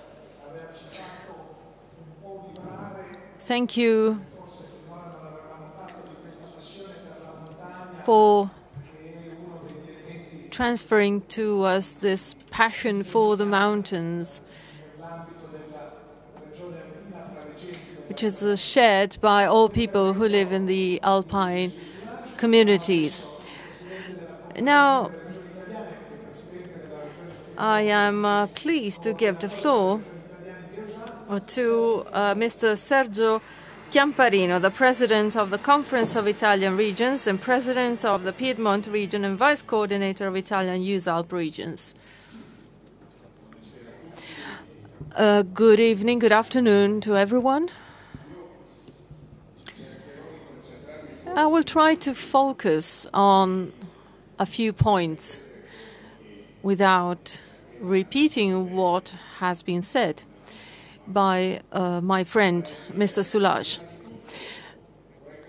First of all, let me focus on the reality of the macro Alpine region. What do we mean by that? Historically, mountain regions have always been an element of division. We should make it so that mountains are an element of unification. Also because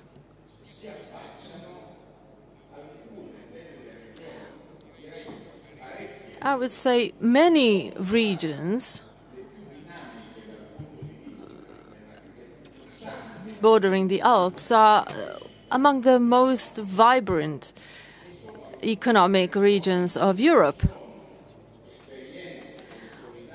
these regions share solid, consolidated experiences about building quality of growth and social coexistence.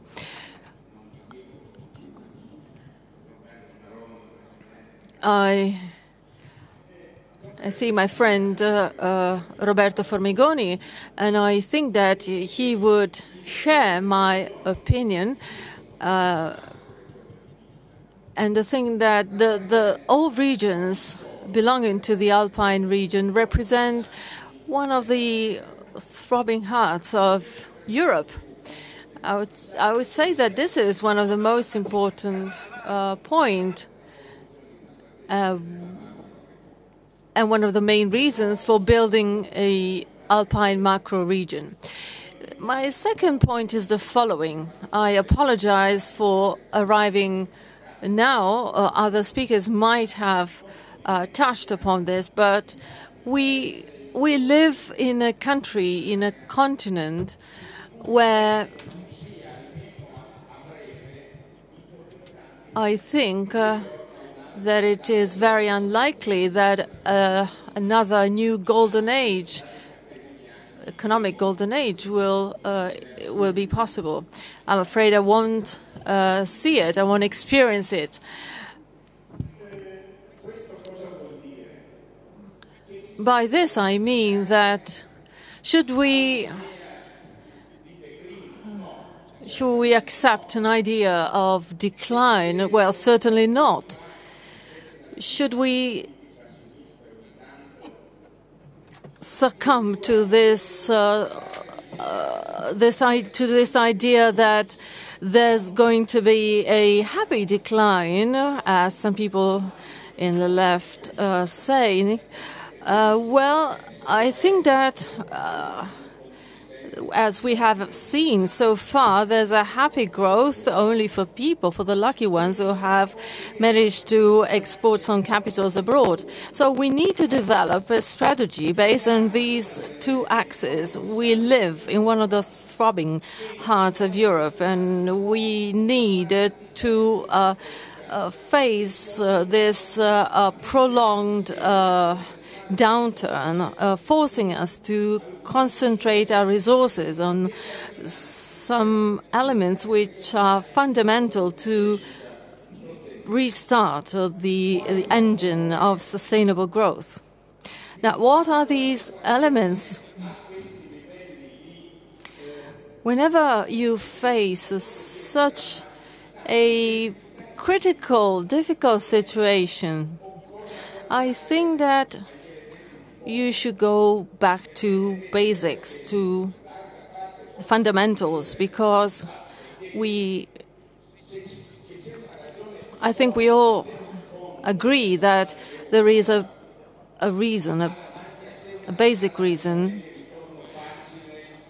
for the fact that Europe is facing such a difficult path, because the amount and the quality of the needs to be satisfied in this part of the world is far less than the other needs around the world. The economy, in the end, is the only tool, is the tool to provide an answer to people's needs. So the reason behind stagnation, downturn, is this.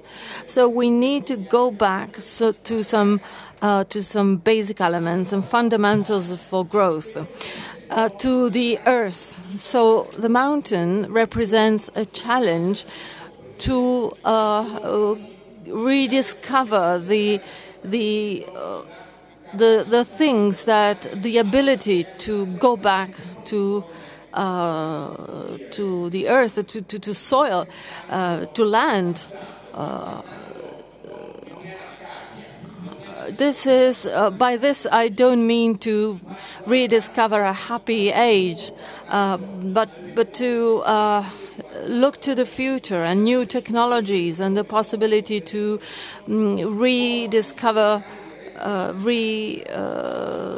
look at new connections on the market and the riches that are part of the culture of the rural culture. We are in Milan.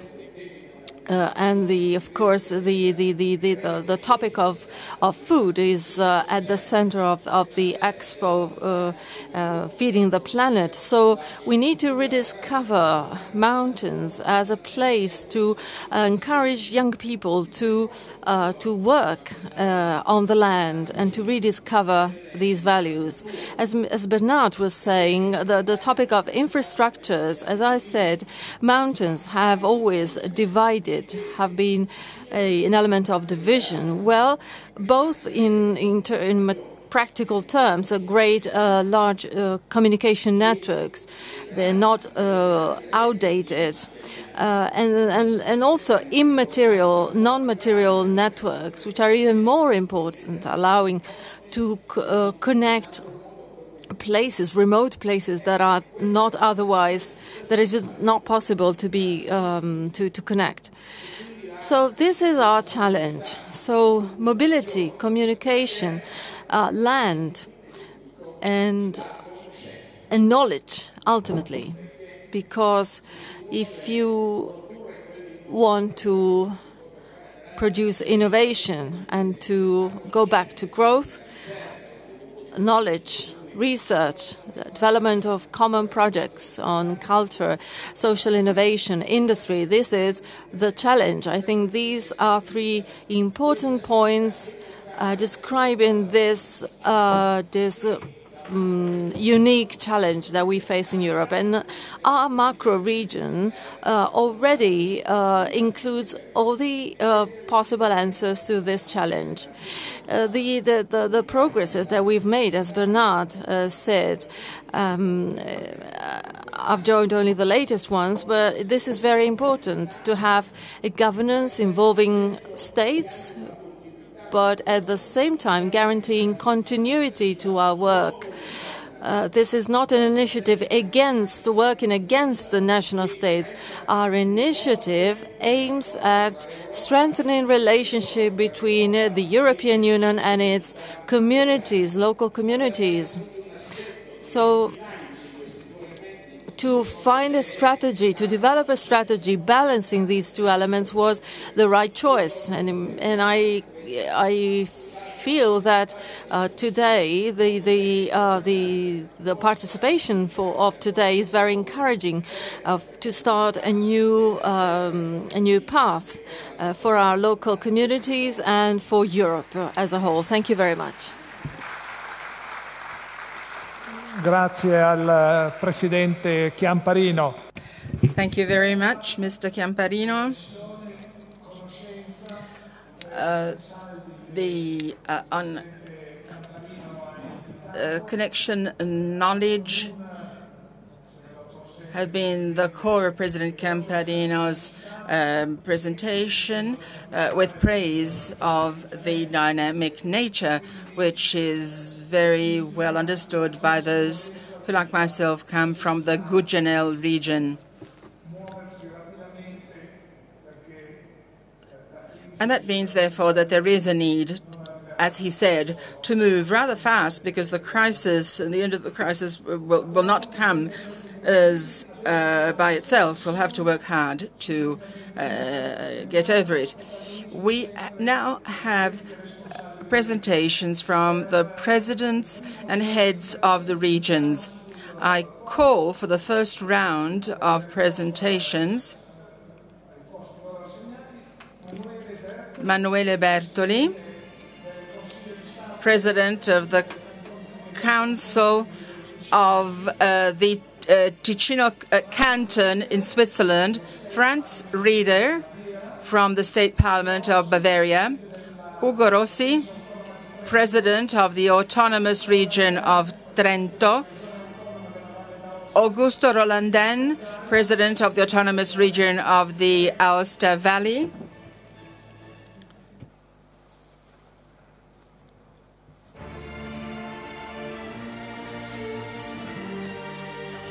C'è il posto assegnato, comunque lei si mette lì. Avrebbe dovuto esserci, visto che non c'era, però facciamo così.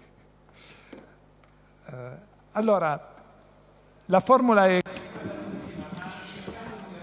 We will use the same format as earlier on, but let's try to make it a little bit livelier than before, by which I mean that I will ask the members of this mini roundtable discussion to indicate what the specific expectations are of their regions from the process of the Alpine region and what their priorities are for this process. And then if we have time, we will ask the members of the round table to discuss what they said. The representative of Bavaria has some time constraints, so I will give him the floor first. I'm sorry, the second presentation, and then when he needs to go, we will excuse him. Let us begin, however, with Emanuele Bertoli, President of the Council of State of the Republic of the Ticino Canton in Switzerland. And he is also one of the main players because he is president of the job community of INGLESE. President Bertoli. Good afternoon, everyone. It's a great pleasure for me to be here this evening with you. I am here to represent INGLESE and to represent my canton. INGLESE in history represented for over 40 years the community of the Alpine regions. We started in a different kind of Europe, in a different world, if you like, compared to this millennium. Things were very different from today, but they had the same spirit. This community was able to build on the field what today is designed to be the regional European regional community, that is to say, the Alpine macro region. It's very important that this is starting bottom up.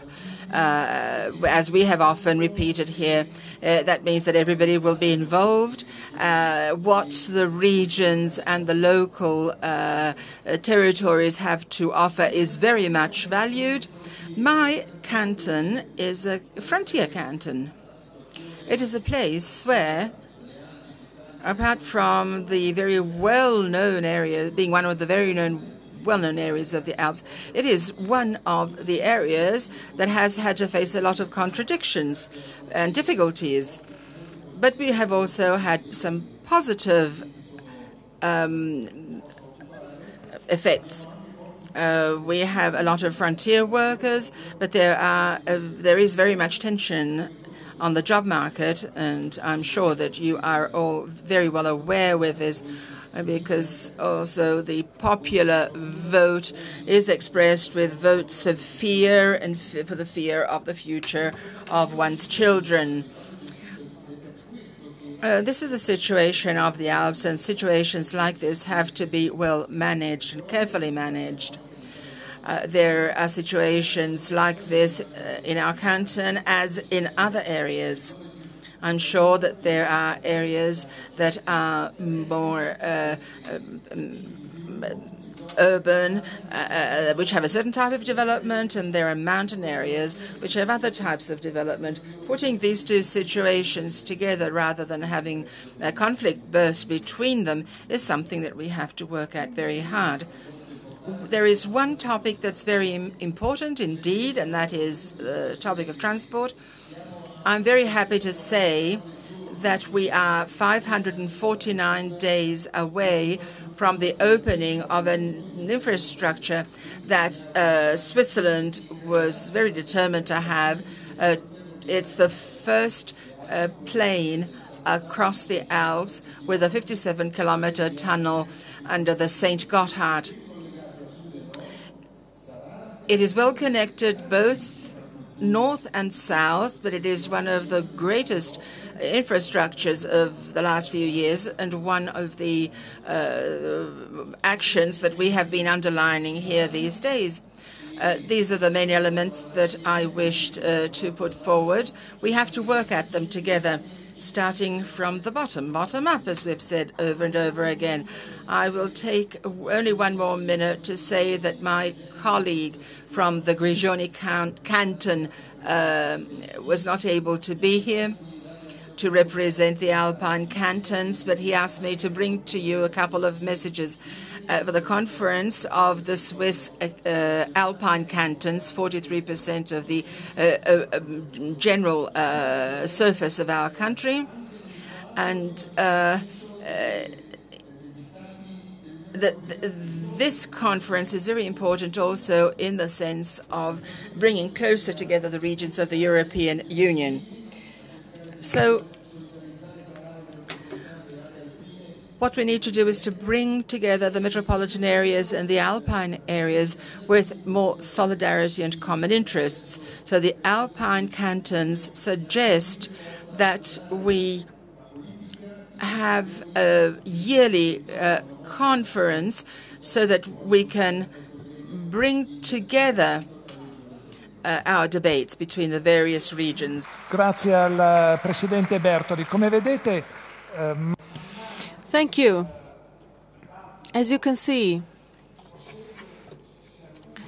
as the debate develops, new ideas, proposals are brought forward that will have to be managed later for the definition of the strategy. There's a wealth of proposals, and I congratulate on all the speakers because they're very good at keeping to their allotted times.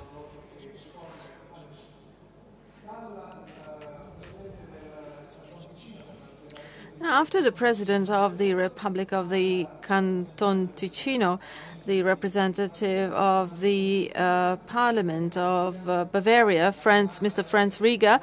Now, the question is, why does Bavaria want to be part of this process, and what are its expectations? Excellencies, ladies and gentlemen, first of all, let me send you the greetings from Bavaria. It is for me a great honor and a pleasure to participate in this conference. The Bavaria favors an innovative economic approach. We are a rich region with a strong cultural tradition and a shared identity and heritage. Today's mega trends, and I would like to mention climate change, demographic change, and the growth of cities, have a strong impact on Alpine regions. So through this Alpine strategy, this European heart can grow in a more unified way and to answer to this challenge of the 21st century. The Alpine strategy is something very peculiar, especially for us Bavarian citizens with our regional awareness. Through other strategies, the Danube strategies, we see that there is a need for this cooperation, especially with the cities such as Munich or Milan, and not in Rome or Berlin. This trend is even stronger. There is this trend of collecting needs coming from the regions. We are very connected to our neighbors in the Alpine region from an economic point of view and also from a cultural point of view. We know that in this Alpine region, many of the problems, of the issues that we face in Bavaria, for example, on mobility, we can solve them through this strategy, which is becoming a new model of making decisions in a shared way, part of the responsibility by the region. In Bavaria, the beginning, right from the start, has welcomed this strategy, and we are pleased that a lot has been achieved through this approach. This approach proved successful, and all the strategies used for the macro region represent a new decision-making model, a bottom-up approach. And from Bavaria, important contributions are expressed, and I would like to mention some of them. Within the pillars of innovation, we work based on an intensive cooperation between companies and research centers within those typical sectors of the alpine sector, tourism and forestry, for example. And in the future, we will also focus on pharmaceutical technology. One of our objectives is to support the alpine market by enhancing science and knowledge, know-how through training. For example, with the Erasmus program within agriculture. As for network connections, Bavaria is a fundamental point for freight, for transferring goods from railway to transport, truck transport, road transport. And also for the alpine region is facing important challenges. Of course, this is climate change endangering ecosystems in Europe, and Bavaria is very much committed towards this development, and through this alpine strategy we will be able to implement a number of projects. For example, we are planning to set up a climate observatory made up of high-altitude monitoring stations. I am convinced that this alpine strategy offers great opportunity to all of us. Together we could do a lot more for the Alps as compared to isolated actions. So we want to work so in order to enhance and preserve our habitats for this generation and the future generations, so they can we can face the future in a better way. We need to exploit the strengths of Europe, which boils down to cooperation. So I look forward to collaboration with you. Thank you for your attention. Grazie al rappresentante del... I would like to thank Franz Rieger, the representative of the Bavaria region, for having put forward such concrete proposals.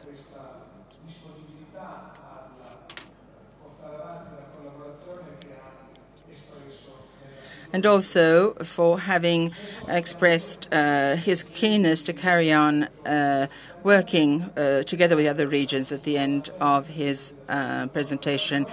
And we now have two presidents, Augusto Rolandin from the Aosta Valley. I will ask him what the Aosta Valley expects from this strategy of the Alpine region and what the strength of this strategy is. Good evening. Thank you very much, Madam Commissioner, Mr. Maroni. Thank you for the efficiency and for your warmth in hosting us. Now, the Valle d'Aosta joined this work from the very beginning for two reasons. First of all, considering the work that was jointly carried out with Switzerland and France in the last few years, we understood that the Alps will bring together the various strengths and cooperate in an adequate manner. The second reason is that it shows that as a European region, we can remove from ourselves the label that we are difficult areas to deal with. We would like this subject, the subject of the mountains, to be considered differently. The mountains today are considered as a problematic area and therefore must be left to themselves. The mountains are not particularly involved in the creation of the GDP. The mountain areas are not very densely inhabited and so on. Let's just leave them alone. But we think that that is where the challenge lies. If we can make people understand that along with the GDP, from an economic point of view, there's a cultural and environmental GDP, which are very important. And if today we are able to invest, especially in these areas, there are people who certainly have an uncomfortable way of life, but we should also remember that there is something that has to be done to preserve and conserve the mountains so that the natural disasters will not occur. And natural disasters involve everyone, mountain and plains alike. So if there were people who were able to preserve the mountains, who worked there and who loved the mountains as they did once upon a time, well, then we should really make people understand, that those are valuable parts of our country and of the whole Alpine arc. We have to relaunch the economy through the mountains. That is something that is to be understood also. But we should implement a policy that will give strength to people who live in difficulties. I think that is the thing. When in the Aosta Valley we spoke about the macro-alpine region, we really questioned ourselves, what are we going to do? Where are we heading towards? People want answers. They want concrete answers, not just big projects that will never be implemented because somebody comes along and says, it wasn't my fault. Those who came before me made a lot of mistakes and will never get to any positive results. Macro regions, as has been proved, involves people who are very convinced of the fact that only by doing something concrete and by showing that success is possible, if we entertain certain relations, we can do so, but we must have a common intent, and that is to save the mountain, to provide new strength to those who live there and make people understand that the mountain system conserves and preserves the whole system, the whole ecological system that has to be preserved and kept alive. There is a lot of scope for much action, a lot of work, and we can do these things in the short term. Thank you to Mr. Roland Ben, who focused on, with enthusiasm, on an aspect of the mountain region, which has to do with solidarity among people, but also with the difficulties that they face, calling for dedication by the people who live in the mountains. And so they need solidarity by the rest of the community. Next is the president of the Veneto region. So the question is, why does Veneto feel part of this project, and what are its expectations? Well, first of all, good afternoon. I want to thank especially President Maroni and Lombardy region for this great, marvelous organization. We are starting in the right way, so thank you very much for what you did and what your collaborators did.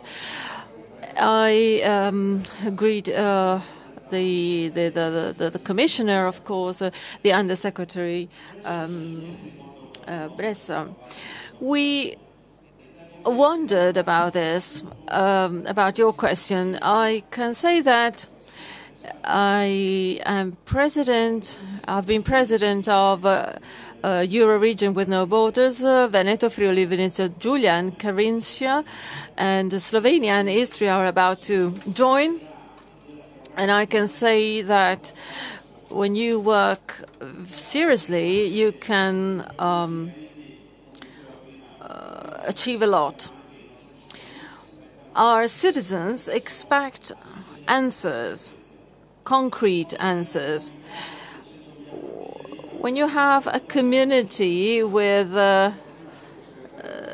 600,000 professionals, well, you can see that we have a very deep relationship with the mountains. I can say proudly that, I can say proudly, of course, I'm joking that we own the Dolomites. We are the owner.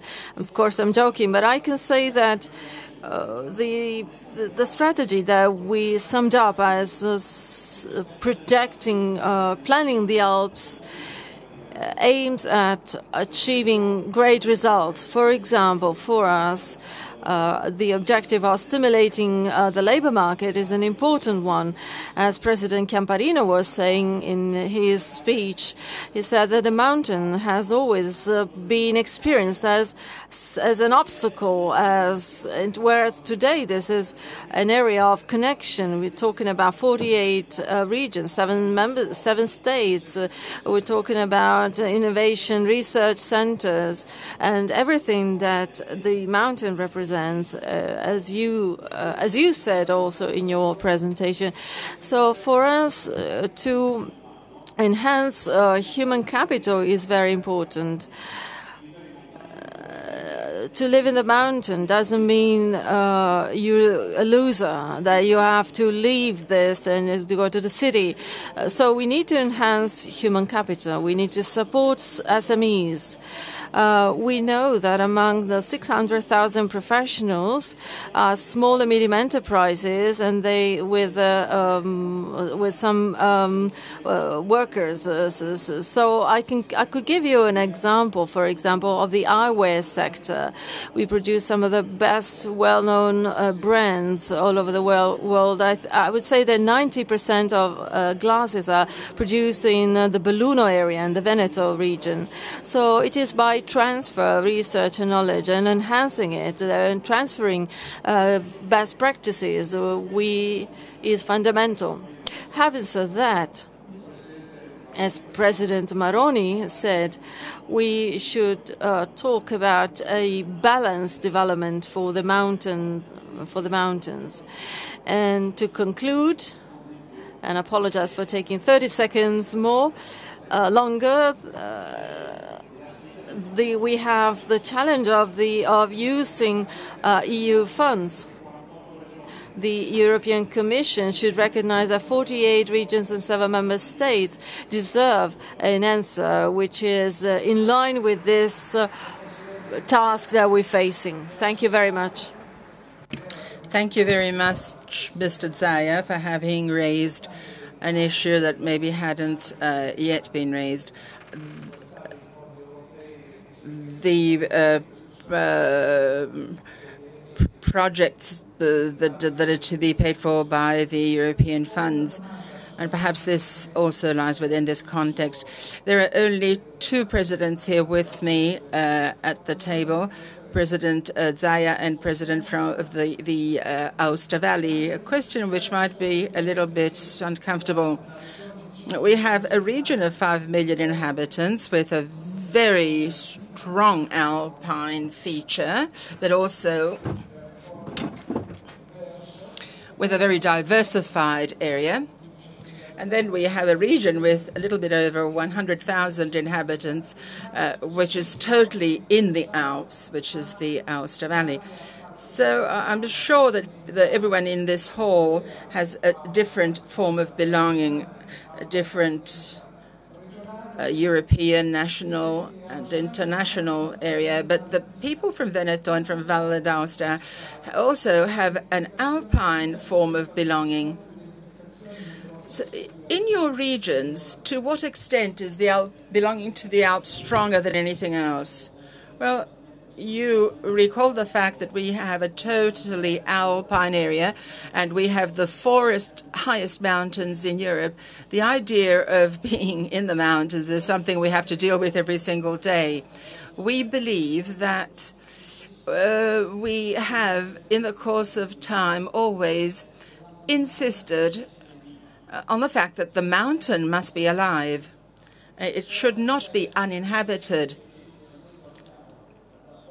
If we look at the relationship that develops at the social level, let's say at the level of creating the necessary power to keep the mountains alive, doing away with that digital divide that we were speaking about earlier on, because people living in the mountains should also have access to any form of communication system. Well, today we can do away with what used to be real barriers in the past, because a mountain can unite.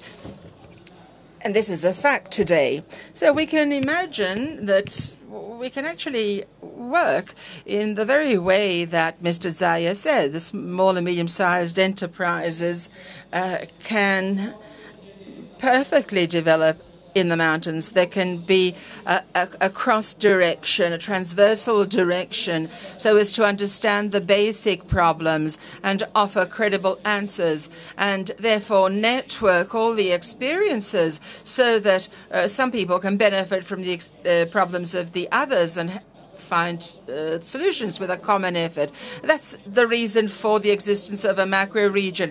And then, of course, we are a connection corridor with France and Switzerland. We have the problem of traffic. We have problems that are above and beyond our power to solve them. So let's say that we are in the strategic European corridors. They are connected, however, to problems that the macro region has to face as a whole. The same question to you, President Zaya. Well, I would say that regional capital, Venice, is built on the wood, on the logs coming from the Alpine region, from the mountains around Belluno. So there is an evident historical connection with the mountains. The mountains are not a WWF natural areas for us, but they are connected to us. So there is a strong identity for the people living there and seeping through the rest of the region. Your region, together with Lombardy, I think they're also part of the Ionic Adriatic strategy. What is the difference, in your opinion, between the two strategies, and which is the one that offers the greatest expectations? George Lucas, I was lucky to know him. He was a Hungarian refugee. He used to live in the United States. I met him around 10 years ago.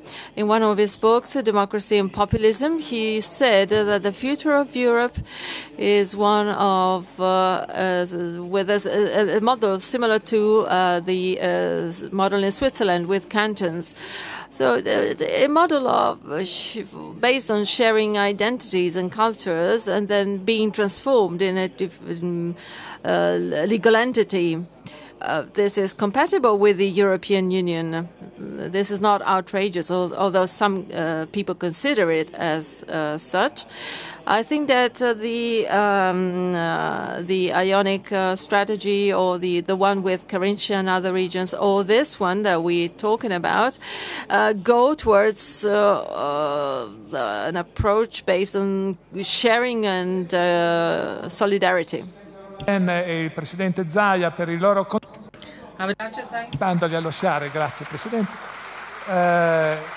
Chiamo qui sul palco, per non restare solo, che I call to the table Claire Boucher of the Regional Assembly of the PACA region in France. Claire Boucher. Gunther Platter, President of the Tyrol Land in Austria. Arno Kompascher, President of the Autonomous Province of Bozen, and Gianni Torrenti, Minister for Culture, Sport and Solidarity of the Friuli Venezia Giulia region. We have a second panel, and the members are representatives of the regions again. And here too I would like to start with the question that was asked at the outset of the previous discussion. The region that each of our speakers represents is what are the expectations and what are the specific reasons for your taking part here? I'll start from Madame Boucher.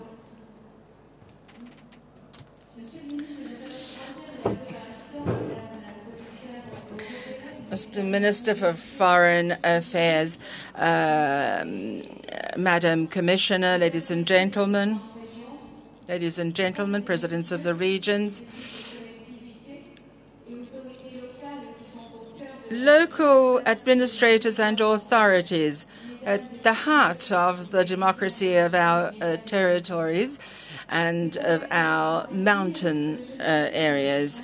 Ladies and gentlemen, it is with great pleasure that I am here today to speak on behalf of Monsieur Oiset, who is President of the Rhône-Alpes-Côte d'Azur region, who was unable to be here today.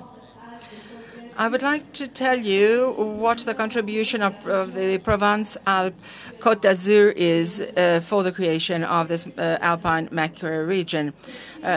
This is a word that I like very much. This acronym is something that we are using very much in our regional work, and that has been used very much in various cooperation projects in the operating program FEDER, which is an inter-regional project, Rhône-Alpes, Côte d'Azur, and Provence. In France, thanks to the mountain law, since 1985, there has been a development of an integrated policy for the whole massif. The projects are very innovative and highly experimental, and they have shown the added value of the work that we have carried out jointly. They have also shown that there is a need to federate, to bring together the instruments and the energies that we have been using. There is, you have to understand what is meant by the common ownership of the Alpine region. We have to overcome the different rules and regulations. And the second problem regards the fact of having a common framework for integrating our policies.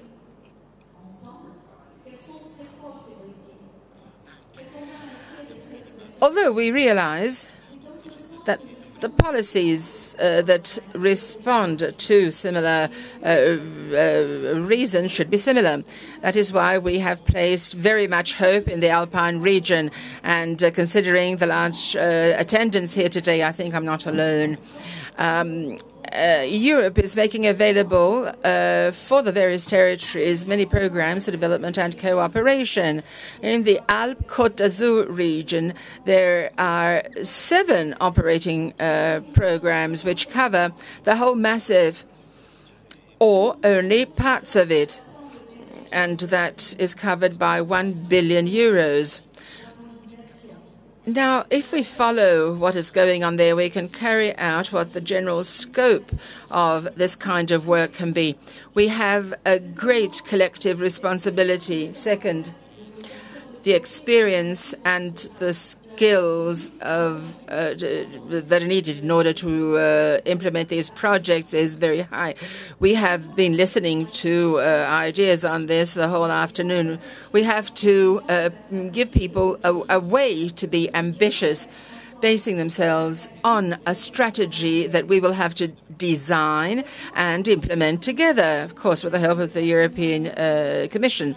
This is a way to preserve our natural territorial heritage and help for push forward economic, social and development. We too have to help preserve our landscape with the economic management of space. That's very important. We need to develop a diversified type of economy, deseasonalized, which will allow us to draw as much as possible from the natural or human resources. And then we need to infuse new dynamics in mountain agriculture, which is fundamental for the optimization of our landscape, which has already been pointed out by one of our colleagues from the other side of the Alpine slopes. And then we have to promote truly sustainable tourism. We have to build a form of Alpine region based on solidarity, and we have to work on providing people with the right type of energy and transport. And we have to provide a high level of services in order to fight against climate change. We have the means to do so. There has to be an improvement in inter-regional trade, but also in local services, so as to help the people in their daily lives. And I insist, in conclusion, on the quality of governance based on a partnership system, and that has been done already with a technical working group and with the executive committee. This represents the success of our commitment, and it is by doing this altogether that we will be able to change the Alps from a geographical area to a community of destinies, proud of the commitment of the citizenry of their multiple competences. Thank you very much. Thank you very much. I am astonished to see that after 4 hours of debate, all the speakers are providing original contributions. For example, Madame Boucher was mentioning the need to overcome the disadvantages of seasonal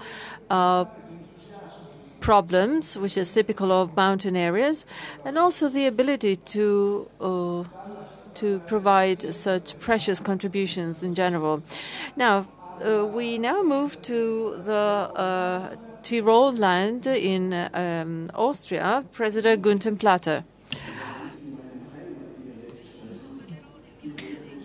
Thank you very much. I won't speak my local dialect from Tyrol because the interpreters would have a hard time translating.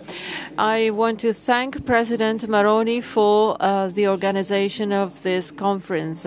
The Alpine macro region is different from any other region because this region is the result of so many different entities. So in 2012, we participated in a regional conference to prepare for the meeting in Grenoble, and then the second conference in September this year to achieve a strategic consultation among countries. I am convinced that the different challenges cannot be addressed in isolation. They are shared challenges. In Tyrol, we have the problem of the traffic along the Brennero Tunnel. 2 million vehicles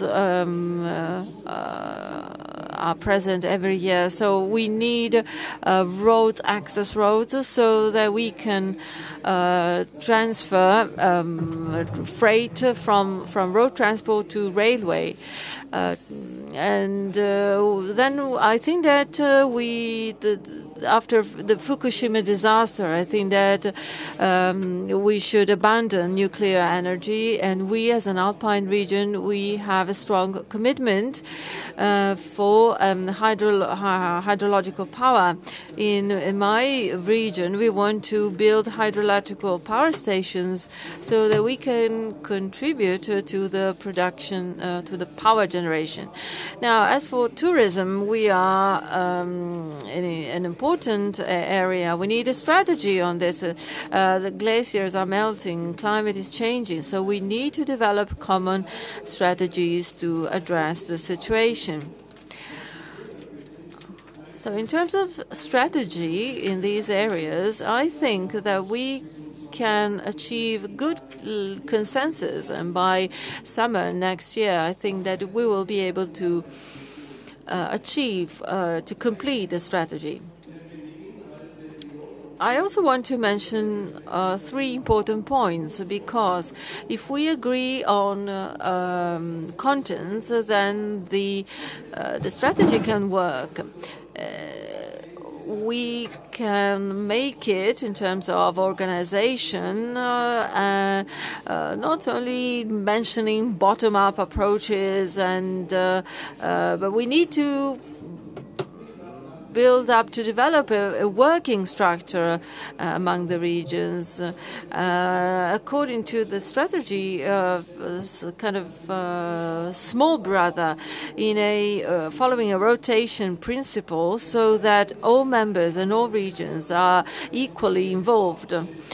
Then all our regional capitals, national capitals, are very far from the mountains, such as the case for Rome or other cities. So we need to guarantee that all regions are equally involved, and we have the possibility, we have our say in the process. Secondly, I want to say that a nice Alpine strategy by itself is useless, but it needs to be shared and understood by the population. And I'm happy that today I think we made a progress today, but we need a daily commitment. We need a political coordinator dealing with all these issues, aspects, ensuring continuity and visibility. Otherwise, this very well-conceived strategy will be very difficult to implement. There are 48 regions with 70 million inhabitants. So to put in place a rotation mechanism, it's a challenge, but it is fundamental, as it was said earlier, that we need a So some representatives, some politicians also wrote a letter saying that we don't need an expert, but we need a special ad hoc coordinator, political coordinator, such as, for example, the coordinator for the Brennero tunnel. We would never have been able to succeed in other cases without a political coordinator. So we need one for this strategy as well. Thank you for your hospitality. Thank you very much. President. I would like to thank President Platter for his contribution and for his lively participation. There was a passage that might seem strange. He said that the capital is far from the Alps, whereas Vienna is well set inside that context, in the Alpine context. From an intuitive point of view, to us it seems that it is so close, but in actual fact it is various hours of travel. The president is actually miming that there is a big distance. So after President Platter, the experience of the autonomous province of Bolzano in Italy. First of all, I too would like to thank the presidency of the Italian presidency of the European Union and Mr. Roberto Maroni, president of the region of Lombardy, for the excellent outcome of this conference. And I would like to join those who before me said some of these things that I'm going to say. I don't think that there is any doubt that we need a common strategy for the Alpine regions, and I don't think that there is a shadow of doubt on the primary objectives of this strategy. Sustainable development of this Alpine area, the connections is fundamental, especially for the rural areas. Of course, here we're talking about intermodal communications and to the broadband form of communication, and also sustainability of development, the protection of the natural environment, sustainable use of resources, and on and on. And I also would like to share what Mr. Plattner said, the distance between the Alpine areas and the capital cities of these countries. I'm not speaking only of the geographical distance, but especially the different in our minds regarding the issues that we have to tackle as Alpine regions. For this reason, it is fundamental that we join in this common strategy as Alpine regions. It was also said by several persons that this has to be a bottom-up strategy. In other words, that it starts from the ground level, and most certainly this is the answer to what we see as a European crisis, a crisis of the European institutions. Sometimes the answer cannot be populism, of course, or the return to selfish, nationalist answers of the individual national states. The answer has to be that of being closer to the needs of the citizens in the various European realities. And for this reason, it is fundamental that we act in this manner. Together with the Bundesland Tirol, Mr. Platter, and Trentino region and the South Tyrol region, and we belong to the CEC, which is the European Group of Territorial Cooperation. In our case, it's also a transfrontier type of cooperation with Bundesland Tirol, and we have been able to see that it works. If we get together and face the same issues is a good way to go about things, especially if this means involving the citizens themselves and the stakeholders, especially the non-governmental ones. An approach of this kind most certainly requires a form of governance that will support the system and that will provide continuity. And for this reason, I share what Mr. Platter just said. In this system with multi-tiered governance, there has to be continuity.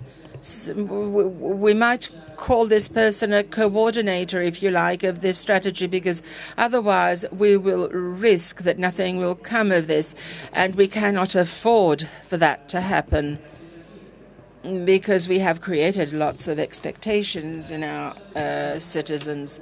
And let me say, to end, that we have spoken a lot about infrastructure development, the need to create jobs. There's one extra thing that must be said, and that is a cultural issue.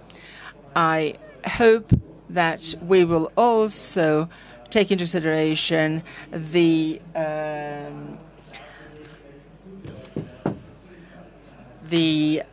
common content of the cultural contents that we have, and the common culture that we have in the Alps, which go well beyond all the subjects that have been said, have been dealt with here today. Thank you, President Compascia. This latest thing that you said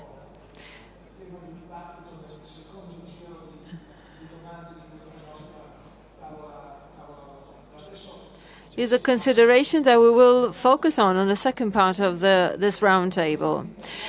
I have noticed that all the Italian parts involved. I'm sorry. The next speaker is the president of the regional director for sports of the Friuli Venezia Giulia region. Thank you very much, and I want to especially thank the president of the Lombardy region.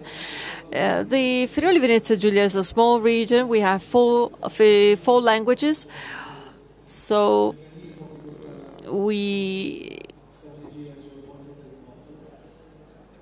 why do we believe in this strategy? The weaknesses of the mountains, the fact that people are leaving the mountains, and other issues. Because of this, we face many issues in this region, which, from a point of view of universities, research infrastructures, innovation is a cutting-edge region. So we haven't solved the issues. So to be able to solve all these problems in a more global strategy is fundamental. So we're trying to combine innovation in the mountains with a new kind of innovation. We don't want to export urban models to the mountain, but we want to rightly interpret the specific cultures of the mountains. And this concerns, of course, the infrastructures, and the transfer and the connections from one village to the other. So we need to make a quantum leap to enhance our cultural heritage of the mountains. There are a few experiences, such as JECT, for example, which were important. We are also part of the Adriatic and Ionic strategy, and we are ready to act as a connection bridge between the two strategies. I think that what's important now is to have very targeted interventions, which can provide a network effect, cascade effect, which can act as a multiplier for investments. by identifying weaknesses, deficiencies of the systems within our areas, by developing strategies, investments, and so on. And last but not least, I've mentioned the need to strengthen the relationship with with research institutions.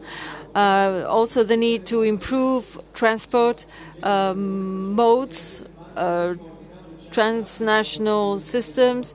Also, from a legal point of view, from a regulatory point of view. Don't want to mention the fiscal aspect, but I think that we need to have to go beyond pure competition and to develop more coordinated instruments which are more respectful of the mountains. Otherwise, we go back to that the division. Whereas we know that mountaineers are very aware of this. For them, mountains are not an obstacle, but something that unites them. So we need a regulatory mechanism, a soft mechanism for sharing this regulations.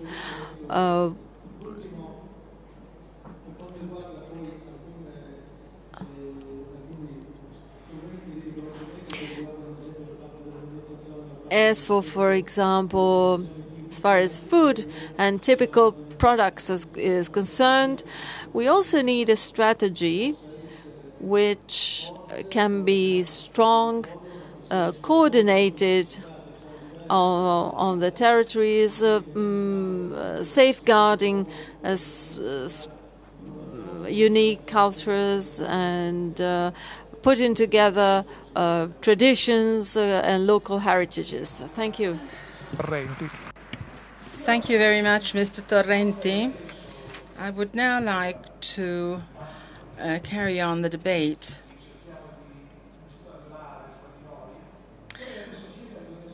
Amongst the members of the round table, we'd like to ask you to carry out an exercise of truthfulness.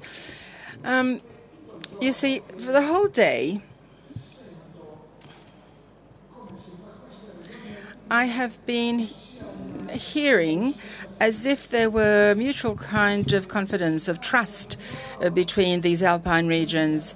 It's as if they were speaking amongst themselves to one another. It's not if a Frenchman spoke to an Italian who spoke to a German and so on, and there was always some kind of suspicion.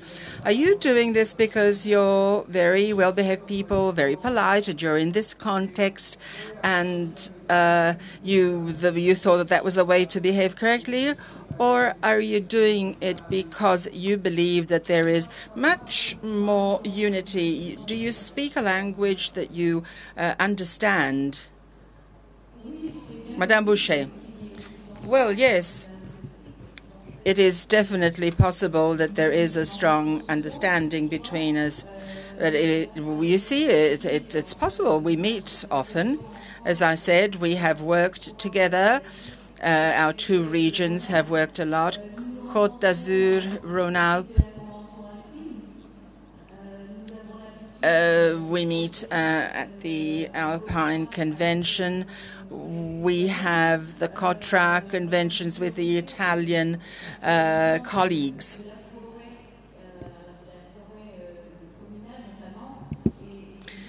For a long time, I dealt a lot with the forests and the forest culture, silviculture, and all of those things perhaps have developed this trust in one another because we're used to seeing things in the same manner.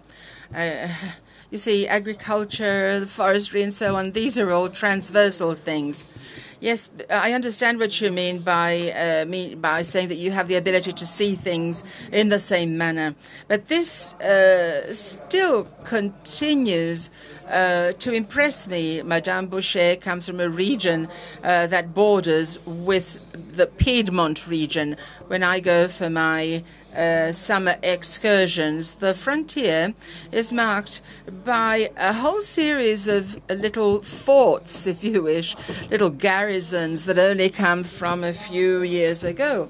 What Mr. Platter and Mr. Compacher said earlier on seems to take us back to a very distant past, to something that until a while ago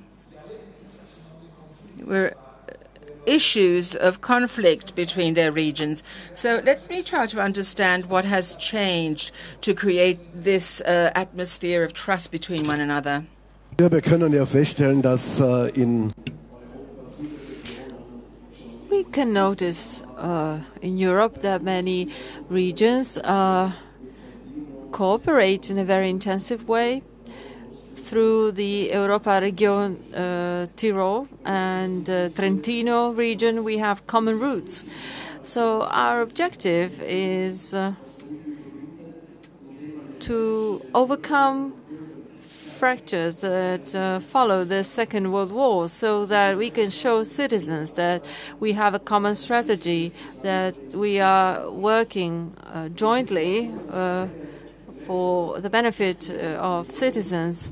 So in this way, both Tyrol and South Tyrol, for example, Jan van Hofer, they have created a Jan Alp. This is a working community of alpine countries, villages. They have put together 10 different regions. Back then, it was kind of revolution for provinces. And exactly today, this is the model for the future. And indeed, we are making further progress towards a macro region with all the countries, regions working together for the common good.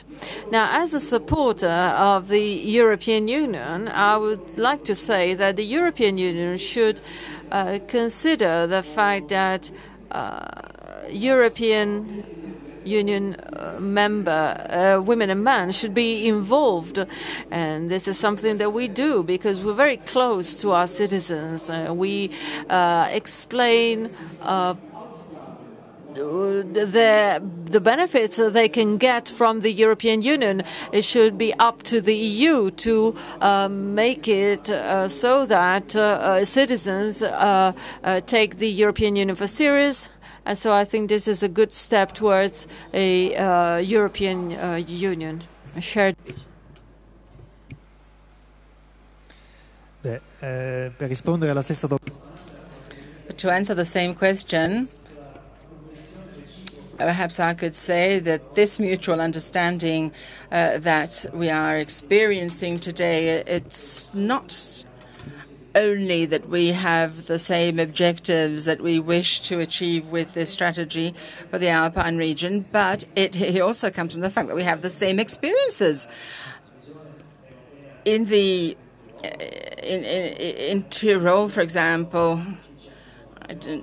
with Tyrol we have a common history, but all the Alpine regions have an experience that has been shared by each and every one of us, the difficulties that we have to face on a daily basis, and the fact that we are a region that we don't always have the instruments that are needed to tackle these problems. So if we're left alone as individuals, we will not be able to do anything. We have to network. We have to face things together because the problems do not stop at the border between one country or another with a dotted line. And also, we share the experience of often being misunderstood or not at all understood by the European or national governments. There are situations that do not exist elsewhere. And today, as of today, we will have the possibility of communicating our reasons and our problems. And I think that this understanding, therefore, is due both to a need, but also to strong willpower. Thank you very much, President Compacher. So you're talking about need, but also willpower, and that is the basis of your understanding. Mr. Torrenti, do you agree? I suppose it's difficult for you to say no. Una cosa in più, vuol dire che ha funzionato. This means that there's equality between national governments and regional governments has worked. In a way, it is easier for regional governments to find agreements, also for structural reasons, because the citizens are more involved and they are closer to citizens. So this the decision of the strategy to involve citizens on a regional level, it seems to be working. It is also a greater challenge for regions because it is clear that this is a challenge, because if had it failed, we would have lost a very good opportunity. So I'm not saying that 48 regions have a larger weight than the 7 countries, but the strategy seems to work in this way. There is no doubt that there is a stronger connection with the stakeholders, with citizens, because we are in the front line. So this is one of the reasons of the success of this strategy. Just another round, another question. There is a perception throughout Italy, throughout Europe, and in Italy perhaps a little bit more than in the past, that the public opinion doesn't seem to be particularly enthusiastic about European integration. It is said that you should never carry out a referendum on something that regards Europe. And what if we had a referendum on the macro-Alpine region in your regions? Do you think that the people would vote yes? Are you confident on this? It's a very delicate issue. And I don't think that the question, however, should be raised in these words to our citizens.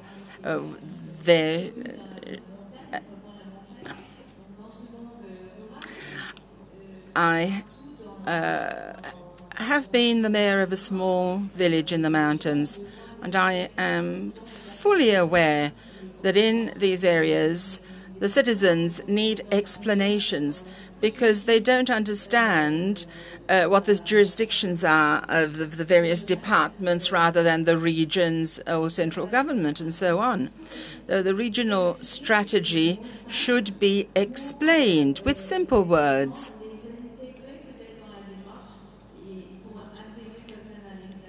In order to integrate the citizens in this procedure, and for that to happen, they have to understand. Thank you very much, Madame Boucher, who certainly comes from an Alpine region, but a region that's also a Mediterranean one.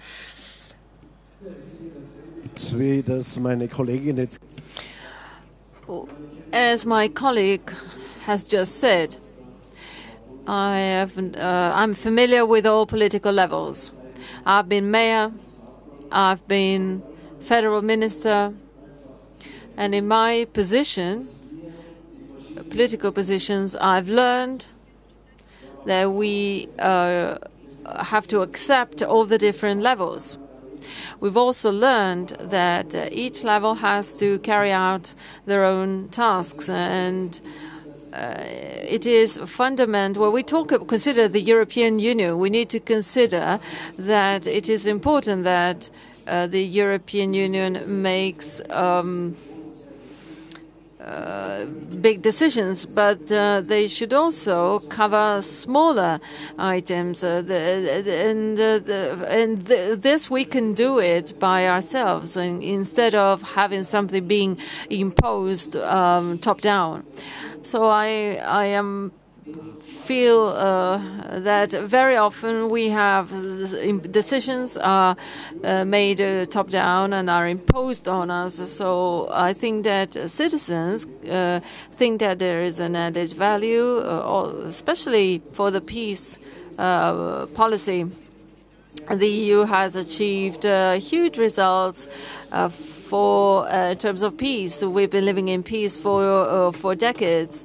It has achieved a lot in the economy as well, although we should consider what's going on in other continents. But I think the EU is on the right path in terms of the economic terms. But I also think that regions should consider, the EU should consider the points of view of all the regions, and the EU should provide the major guidelines and leave the rest to us, to the regions. This is not an alternative path to EU integration, but it's just that we need to provide our contribution on all levels.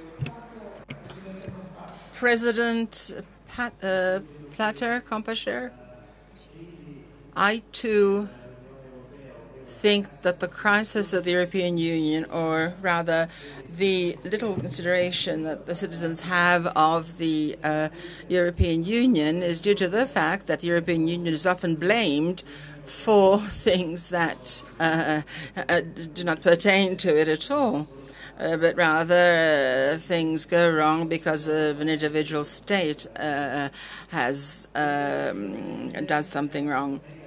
Now, along with this, we also have this mega trend, which is globalization, and the European Union is seen like something that's very far away and has this effect of something that is very distant, something that is anonymous, and doesn't leave any space for authenticity and difference. I think that this should be counterbalanced, therefore, with the topic of regionalism, roots, authenticity, feeling at home, which is Heimat in German.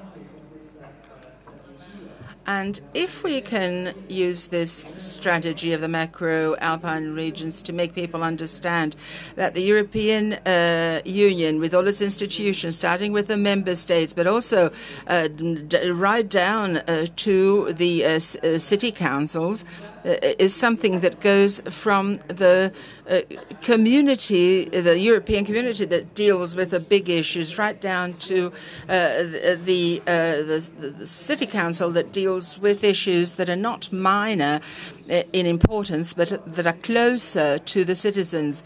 If this is understood, I think that we could recover the confidence of the citizens in our institutions.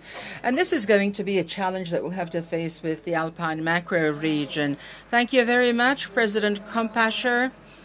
Feeling at home, être chez soi. How do you feel in Friuli? L'intervento che mi ha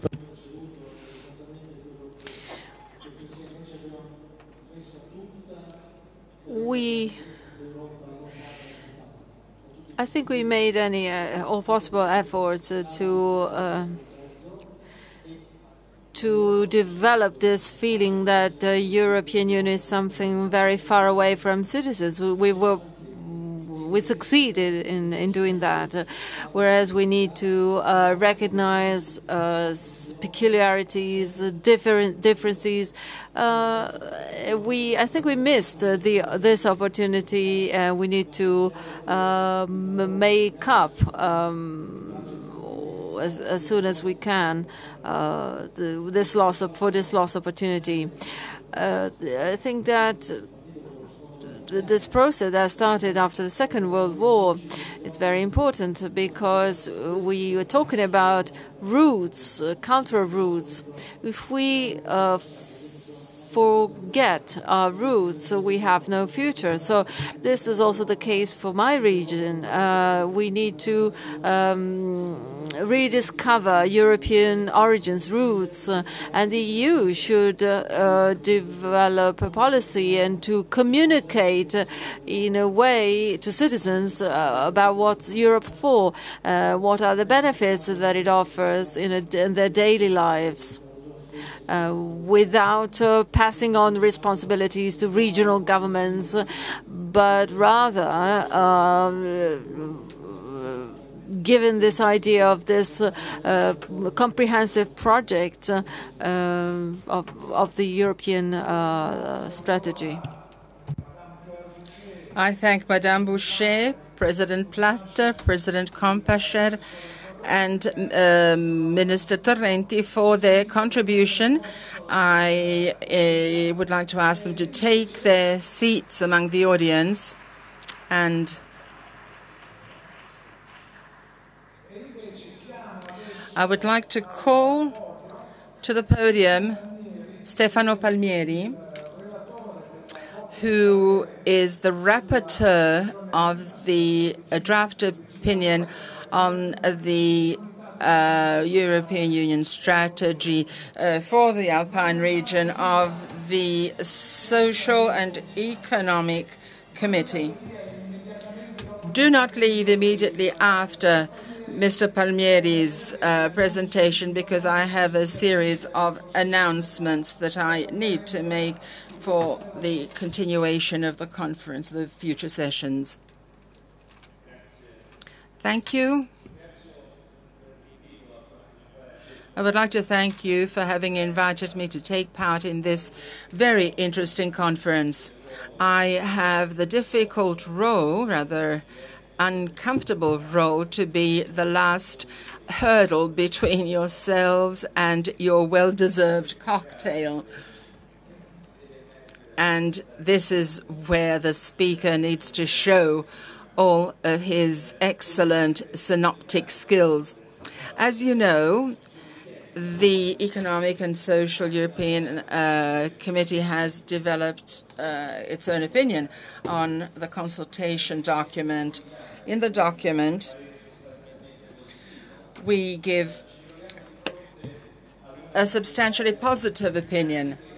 We are closer to one of the most dynamic and competitive regions in Europe, and there is a lot of imbalance between the rural areas and the urbanized areas, where there's a very high concentration of very important transport junctions and nodes, where it's very important that the settlements, housing settlements, are with the largest basin in the world, which is the Alps. We have shared the general approach to the strategy, and we believe that some aspects can be improved in carrying on with the action plan.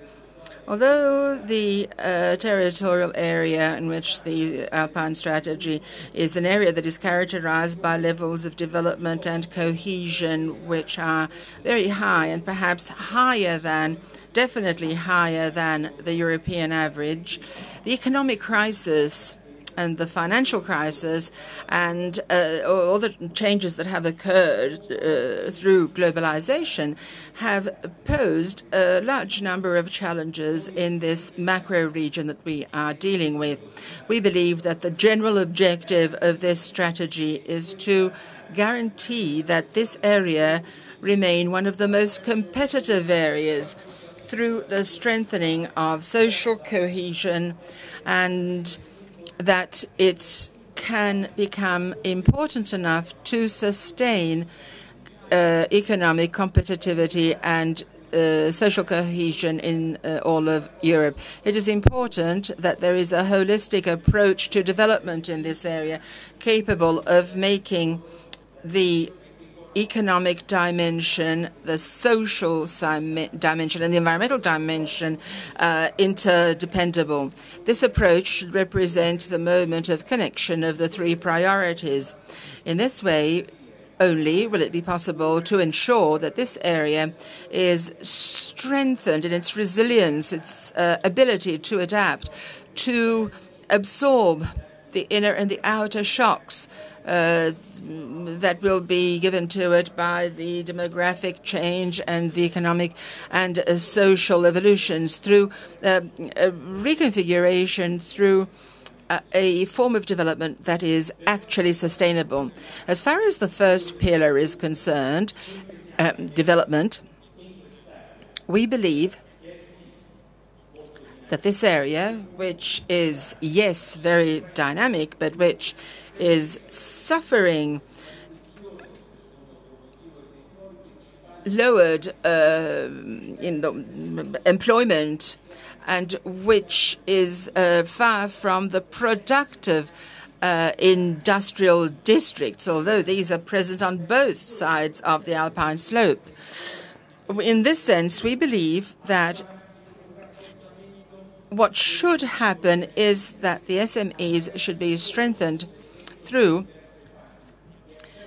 supporting them, making access to credit easy to them, and allowing them to have access to the EU programs of development through technology, science, and cooperation with universities that are present in the area. We also need to sustain the central role of employment, especially for the young people and for women,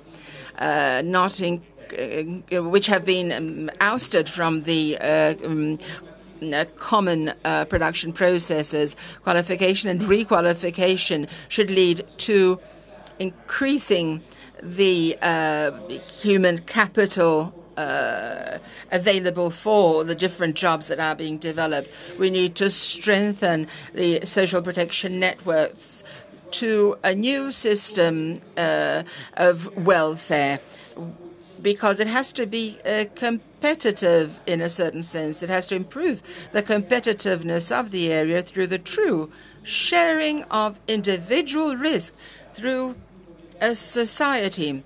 Risks come from the dynamics of the marketplace and from population flows and accidental phenomena. And also, we should improve the agri-food development of these areas through the protection of trademarks and brands. This should lead to an added value. As far as the pillar of accessibility is concerned, we have to ensure a suitable level of public services, of education and training adapted to the different systems in the area, no matter whether they are mountain or rural communities or metropolitan areas. And finally, as far as the third pillar is concerned, we should try to align actions for the economic development of the area with the commitments that have been made for fighting climate change. And I'm coming to the end.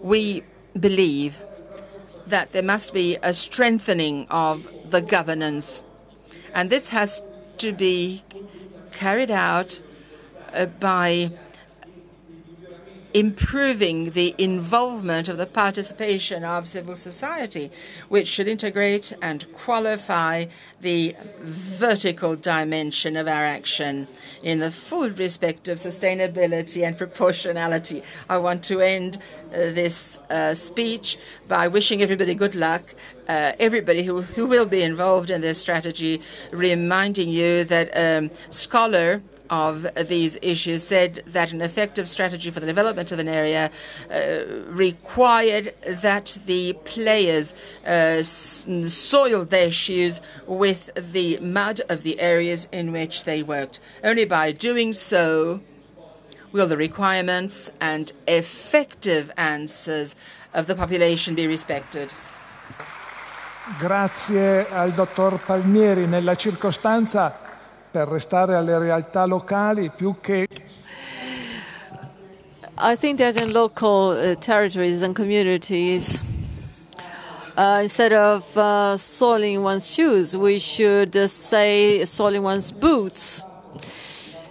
Dr. Palmieri, I didn't say it earlier, but as you know, the ESC is the consulting body of the European Union, making consultations among businesses, civil society, and then drawing reports, opinions to the European Union, to the decision-making bodies. So this is the end of our first session, the first day on the stakeholders on the EU strategy for the Alpine region. I thank the Italian presidency of the European Union Italian semester. I thank also the Mrs. Crețu, the commissioner, the presidents of the regions, and all the participants in this meeting.